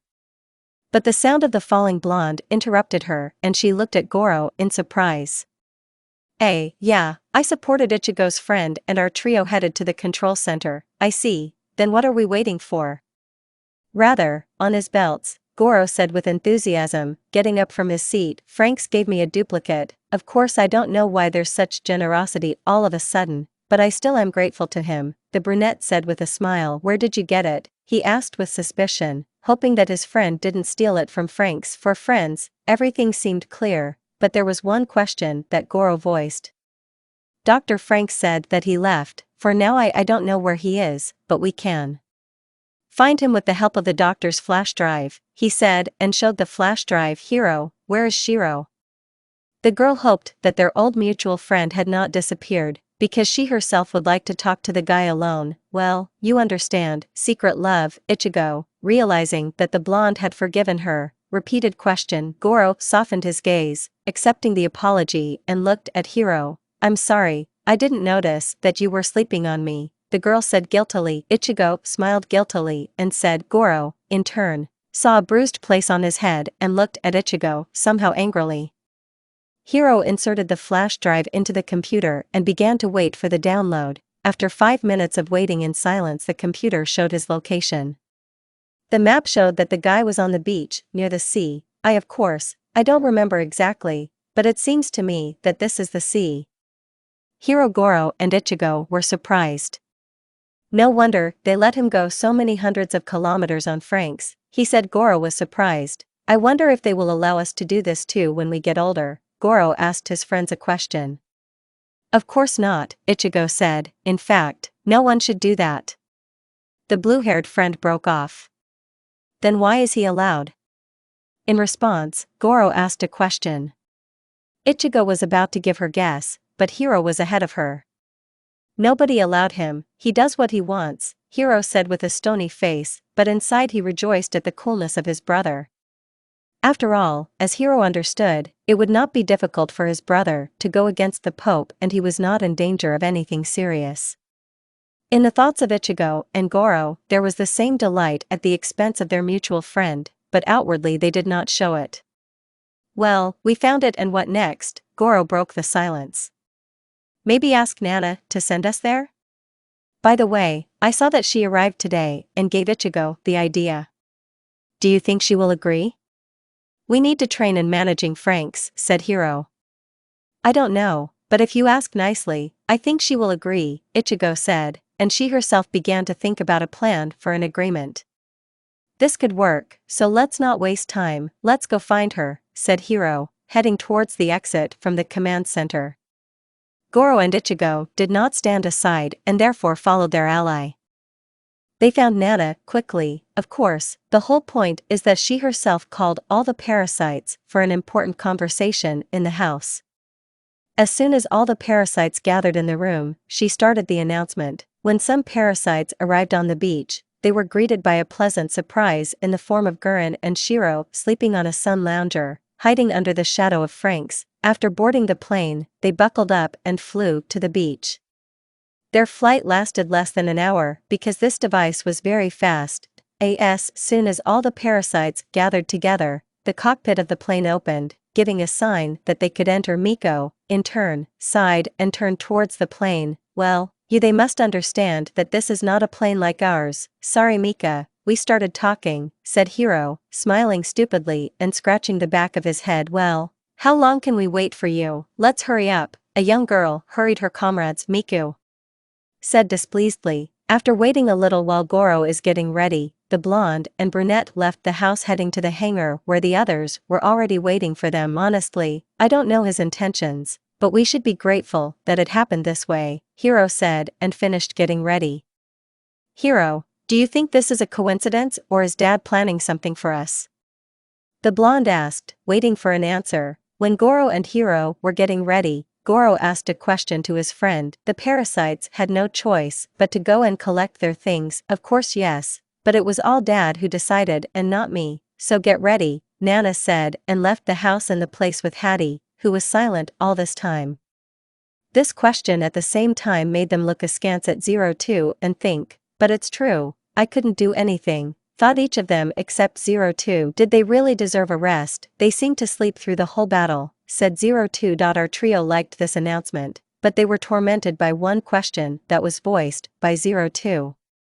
And so the parasites of the 13th plantation, I can congratulate you. Dad thought that you did well against the Revasor yourself and that's why he's sending you on a one-day vacation at sea, she announced with a smile.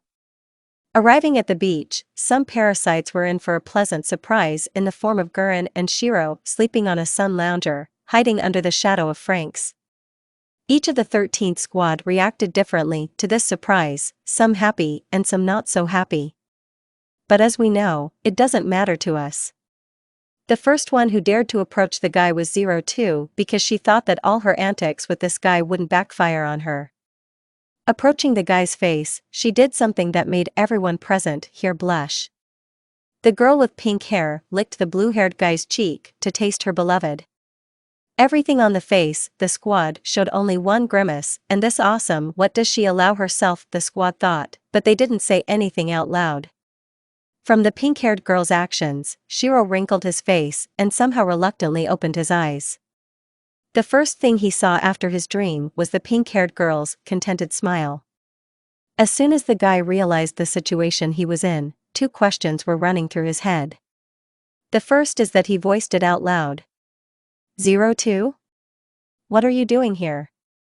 The guy asked in surprise, looking at the girl while wiping his wet cheek. And the second question was, what the are you doing? The guy asked the next question after he licked his wet palm. He immediately recognized this pleasant taste of his beloved. The girl smiled carefree and answered with joy in her voice. We came to you on vacation, my love. Having said this, she climbed into his sun lounger. Because of her actions, the guy fell on the sand and thought with irritation, how dear you are to me. She didn't pay attention to the fact that Shiro fell NaruZeroTwo and said, now it's my turn, and, having put on the glasses that she took with her, she settled down comfortably and lay down to rest in Shiro's place. I forgot to say all the characters who are present on the beach in swimsuits. The guy muttered something dissatisfied and Getting up from the sand, turned his back to the girl and looked at the 13th squad. "Why are you looking at me like that?" Shiro asked the question to the whole squad. What a surprise Shiro was when the whole squad bowed their heads in a gesture of gratitude. The first one started the dialogue. "Ichigo. Shiro, thank you for saving us from Revisaurus," the girl said in a respectful tone. After her, Goro took the initiative. "We owe you a lot, Shiro," said Goro, and then the whole squad responded in unison, "Thank you so much." I equals 13, Shiro looked at them skeptically and shrugged his shoulders and said, "You're welcome." Turning his back to the squad, the guy took the bottom of the sun lounger and threw Zero-Two into the sand and collected his crib, so to speak. He moved it away from the impudent girl. Zero-Two, lying on the sand, looked displeasedly at Shiro, expecting an apology. But they didn't come, and instead of an apology, the blue-haired man lifted her to her feet. The girl continued to look at the guy with a touchy look, making it clear that she was dissatisfied with the guy's actions. The guy couldn't stand it under the girl's gaze, kissed her on the top of her head so that she wouldn't get angry. And he did it. The girl still softened her gaze and smiled at the guy. "What if you forced get me up from a comfortable place, carry me into the water with you?" the girl ordered. After the guy remembered his childhood, his attitude towards this young lady changed. Since he promised that he would always be with her, he would keep it, no matter the cost. But so far, the guy was in no hurry to announce to her that he was her beloved from childhood, considering that it was too early for her to know this. "As you say, princess," the guy said sarcastically and took the girl to the sea. Halfway through his journey, when the water was up to his chest, he picked up and dropped the girl into the water. The girl was not offended by the guy's actions, because she understood that this was a harmless joke from her beloved, but she decided to play the game in spite of herself. To get a portion of the guy's affection. "Stop doing that," she said, feigning indignation and turning away from the guy. Shiro was amused by the girl's pretend play, and that's why he hugged her, pressing her to him from behind and putting his head on her shoulder. Deciding to play along with the girl, Shiro kissed her on the neck, thereby showing that he was apologizing. Outwardly, the girl did not show, but inside she rejoiced at the guy's actions, because she didn't like the cold prince that the guy was before. And now he has changed, and obviously in a good way. "Since when did my cold prince become so gentle towards me?" the pink-haired girl asked directly. "Since then, since you seemed attractive to me," the guy answered without hesitation for a second. "And since when did this happen?" asked the girl, who was terribly interested to know since when he began to think so. "About 2 hours ago," the guy lied, and in his mind he said, "since childhood." The girl was both upset and delighted by the guy's answer, but she dwelled on it for a long time. She didn't. Turning the girl's face towards him, the guy grabbed her tender, long-awaited lips, which beckoned him and befuddled his mind. Then they cooed sweetly, but for now it doesn't matter. The parasites of the 13th squad had long laid out their things and began to actively relax. Mitsuru, Miku, Zoroarm and Futoshi were playing volleyball, while the trio of Goro, Hiro, and Ichigo actively followed the actions of our couple. Ichigo felt somehow offended that her childhood friend chose not her, but she still decided to talk to him about unity. Hiro was happy that he was still his brother in his field of vision. And Goro blushed from the pose in which the couple froze. Kokoro, Akuno, and Naomi gathered under the shade of umbrellas and read books and watched their friends. After an hour of reading, Kokoro finished reading her book and, deciding not to waste time, went to examine island. After 20 minutes of walking not far from the beach, the girl found a strange staircase leading to the top of the island. Thinking that there might be something interesting there, she decided to call all her friends and explore this strange road to the top. Arriving again at beach, she shouted, "Guys, I found a strange road to the top of the island, why don't we explore it?" the girl suggested to her squad.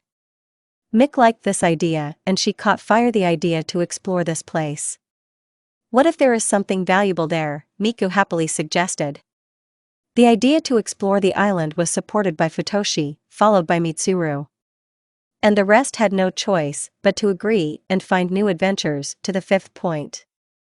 Zoro called the rest of the parasites who were in the water and explained to them what they were going to do. Shiro and NaruZeroTwo walked ahead of the group and were happily discussing something, not noticing the whole world around them. They didn't even notice how they reached the very top of the stairs, and what they saw slightly surprised them. A small town, the houses were overgrown with a lot of grass, that's what they saw there. Some houses were empty and some had small household assortments, books, utensils, etc. In short, it was an abandoned town. Without thinking twice, our heroes decided to explore the city and maybe even buy a couple of souvenirs.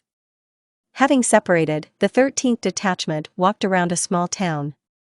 Our couple was not interested in this expedition, so they only watched what was happening. Having found nothing interesting, the 13th detachment decided to return to beach and continue your short rest.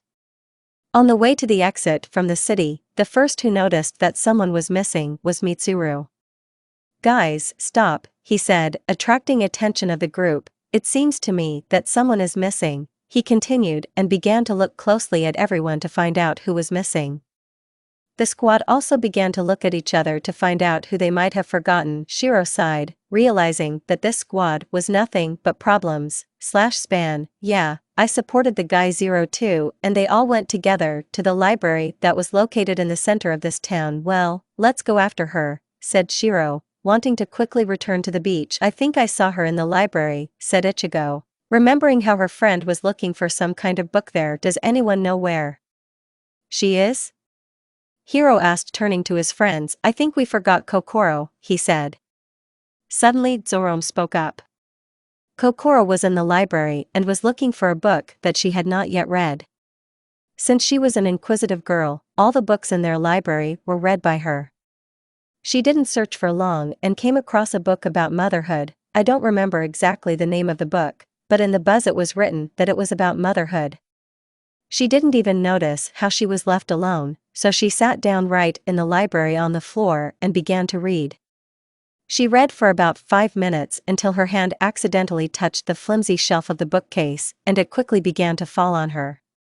For her, at that moment, her whole life flew by, all the moments with her squad and about the cute blue-haired guy who saved their plantation twice. She already wanted to say goodbye to life, when suddenly a guy crashes into the sheave, falling on her at high speed and breaks through this cabinet, breaks through and flies out with a roar into the street, breaking through the opposite wall. Kokoro didn't even have time to understand anything when she heard Shiro's voice. "God, how you are my mother your way," he said, holding his shoulder and entering this library through a hole in the wall. Looking at Kokoro, Shiro smiled and gave her his hand and asked, "You're not I hurt myself?" he asked with a kind smile. The girl, looking at the guy, was scared for his condition, but then realizing that everything was fine with him, she accepted his hand and said, "Yes, I'm fine, thank you," she said and got up from the floor. "Well, if that's the case, try not to separate from the squad anymore," he said and went to the door to exit the library. "I understand," the girl said, taking the book in her hands, and followed him to the exit. At the exit, Squad 13 and NaruZeroTwo were waiting for them, who watched the rescue of the girl. As soon as Shiro came out, a squad surrounded him and began asking about his well-being. "Shiro, how are you?" Hiro asked. "Is everything okay?" Ichigo asked. "Do you need help?" Goro asked. And so on they asked, trying to help the guy.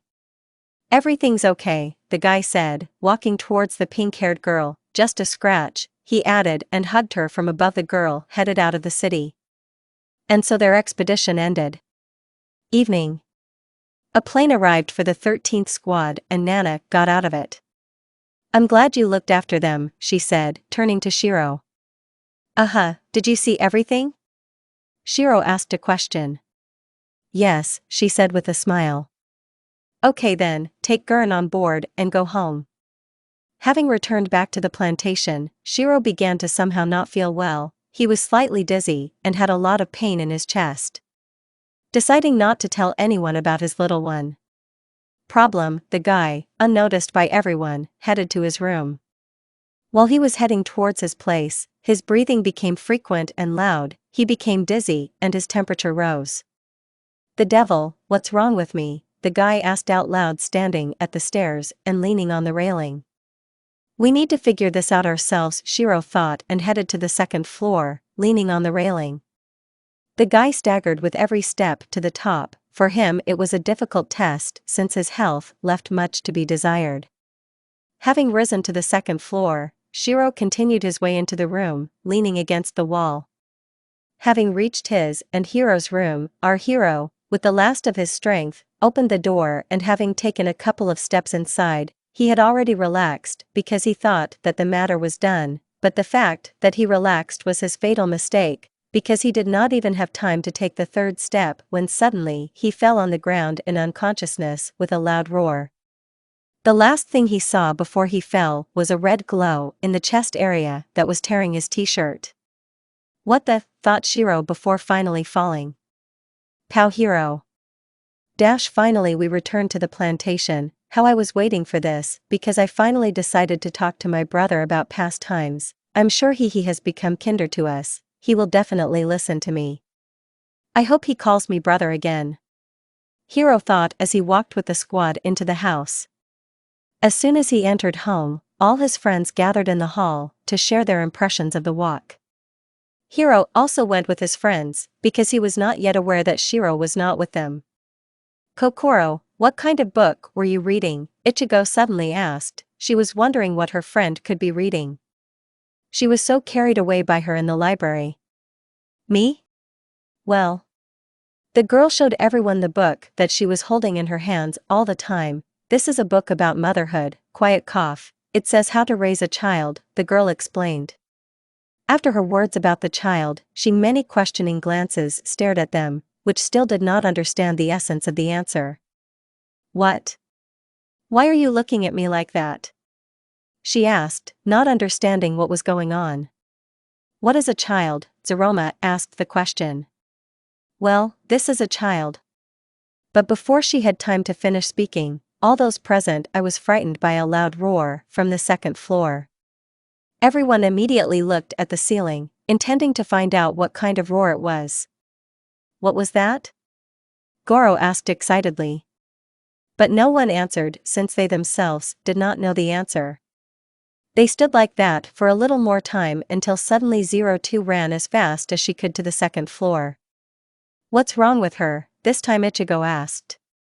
But she never managed to get an answer to the question asked, because no one knew what was on this pink-haired girl's mind.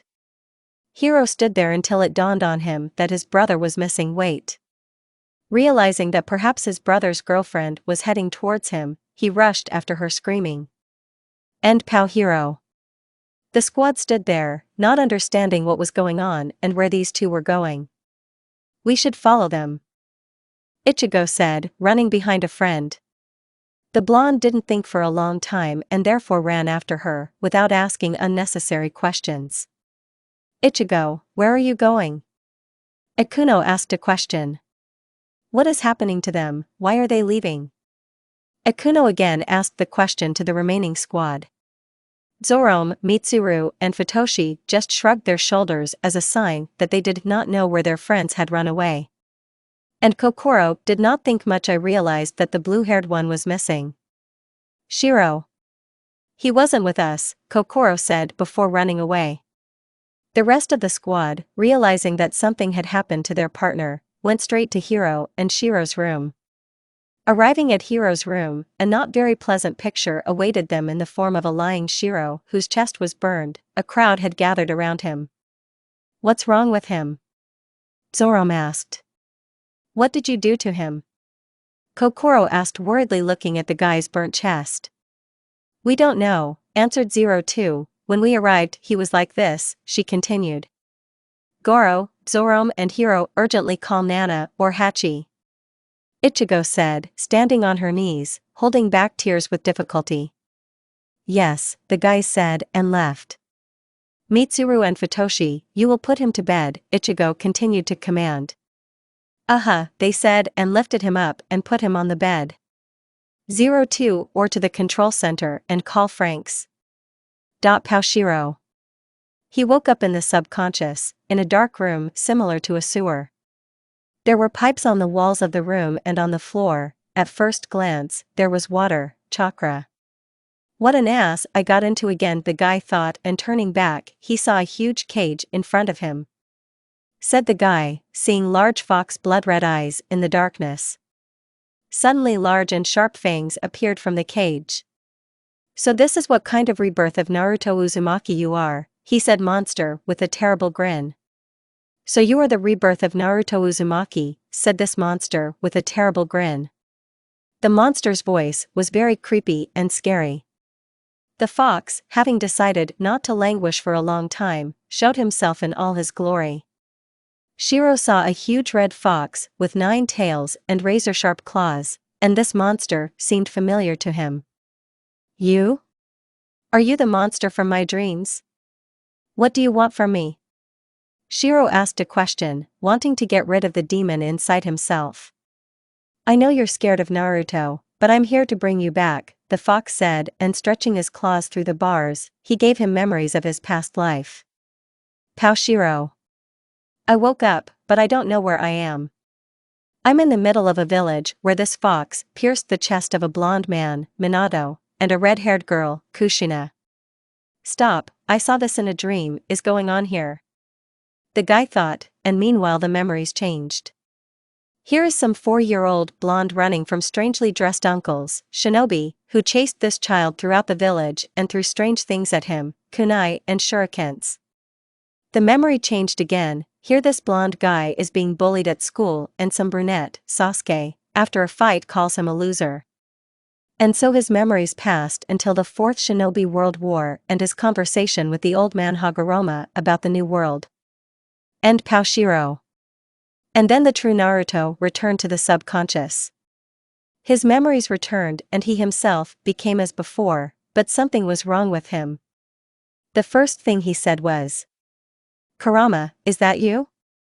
He asked a question without believing his eyes. Yes Naruto, it's me, I brought you back. Naruto's voice didn't let the fox finish. Why did you do that? He asked with a sad tone. Me? Yay. I wanted to bring you back, you know that you are my only friend, I couldn't live without you. Said the fox with guilt in his voice. Forgive Kurama, but you should have understood that my time has come. You heard the conversation with Super Grandfather, then I specifically asked to erase my memory of past times. He said the same with sadness in his voice. But you can't leave me, I had to tell you this then. Kurama said, holding a pause. The fact is that Hagoromo sent you here so that you could do all his work for yourself. The tailed beast continued. What do you mean? Not understanding what his friend was getting at, the former blonde asked. My old man sent you here so that you could save the world once again. Kurama said, expecting to hear the reaction of the bearer. That's how the sound of disappointment, means they took advantage of me again, he said smiling sadly. It turns out that yes, but what do you intend to do about it? Ku asked the question again. Nothing, the guy answered carefree, excuse me Kurama, but this is not our adventure anymore, the guy said, sitting down on the floor. What? What do you want to do? The fox asked worriedly. I am going to clear my memory and disappear from this world, that is, my soul will be cleansed and I will live without the bookmarks of the 3rd old man and the memory of the past. The guy said, closing his eyes. So you knew that you were wearing bookmarks and still remained silent? Asked the 3rd fox, furious with the old man. It doesn't matter.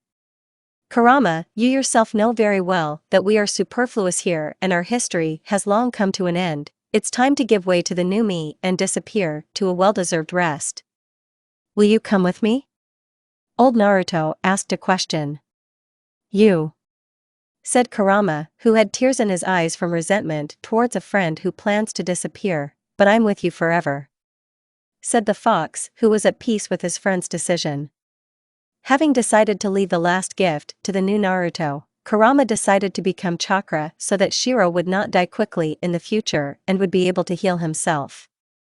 Who doesn't understand Kurama is a concentrated cloud of chakra that has a soul, Let's say he will destroy his soul by to your own desire. It's like committing suicide only with your soul. Old Naruto, meanwhile, was putting together seals that he had learned about from Ino once, but did not dare to try. But today he will do it.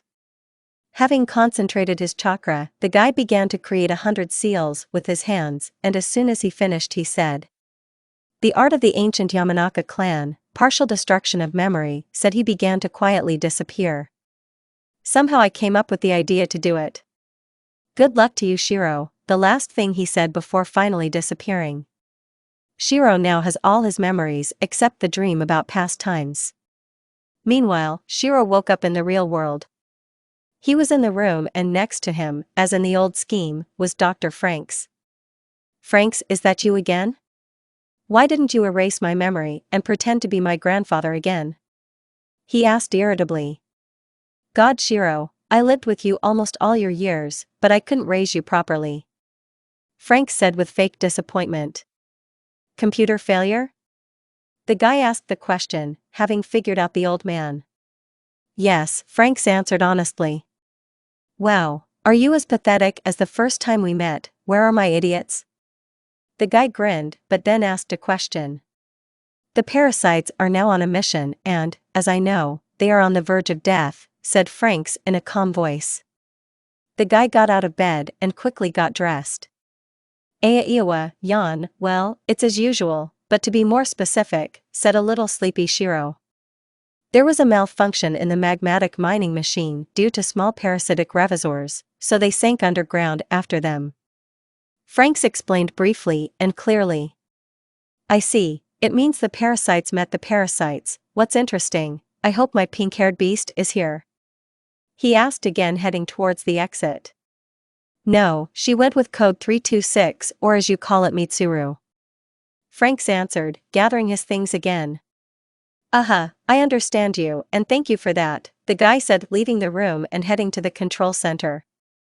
At the control center sat Hachi, Nana, and Akuno, who was left without a partner. In general, this girl was violent towards her partner since she considered him to be very obsessed with his friend Hiro.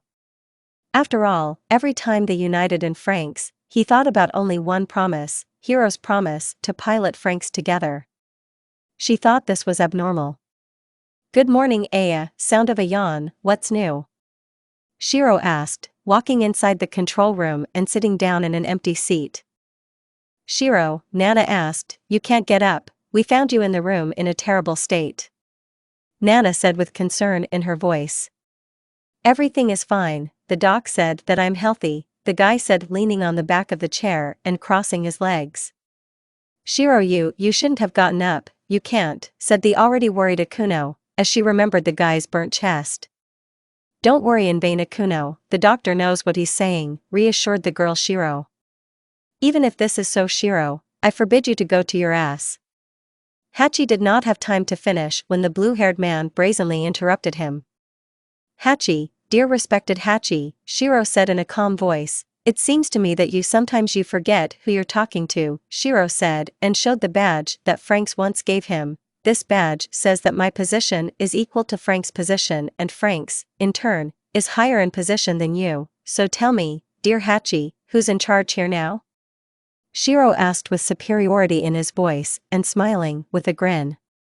Hachi sighed in frustration because he understood that the guy was right and that there was nothing Hachi could do about this. That's all he could say. "Well, now that we've sorted this out, what's the news?" Moved on to Shiro's case. "You slept for a week, the parasites trained and saved the plantation several times without much participation from NaruZeroTwo, and the parasites just completed the mission," said Hachi. "Yes? Oh, what a great fellow," Shiro said and got up from his seat, approached Akuno, and patted him on the head. "Well, since everyone is done then you can rest," Shiro said and was already heading towards the exit when suddenly he was stopped by Hachi's voice. "NaruZeroTwo did something to him on a mission." "NaruZeroTwo did something to him on a mission," said Hachi, stopping the guy. Shiro stopped after his words about NaruZeroTwo, but after thinking a little, he answered. "You're sorry, Hachi, but these are no longer my problems," he got into the same francs with her. You yourself know very well who she really is. Having said this, he continued on his way to the exit. I understand you. I will support your application, Nana said, and they both continued to do their business. I'm going to submit an application to my father to deprive code 003 of this badge, he said in an even and as usual indifferent tone. Hachi, what are we going to do with him? Asked Nana, who was not going to leave it like that. And Hachi and Nana had to come to terms with the fact that the guy's beloved would remain without punishment, and besides, they would also have to report to Dad because they allowed her to be named experimental parasite. The 13th squad seems to be special too. Why do you think that I can't do this? The guy asked. Weren't you the ones who managed everything here in my absence?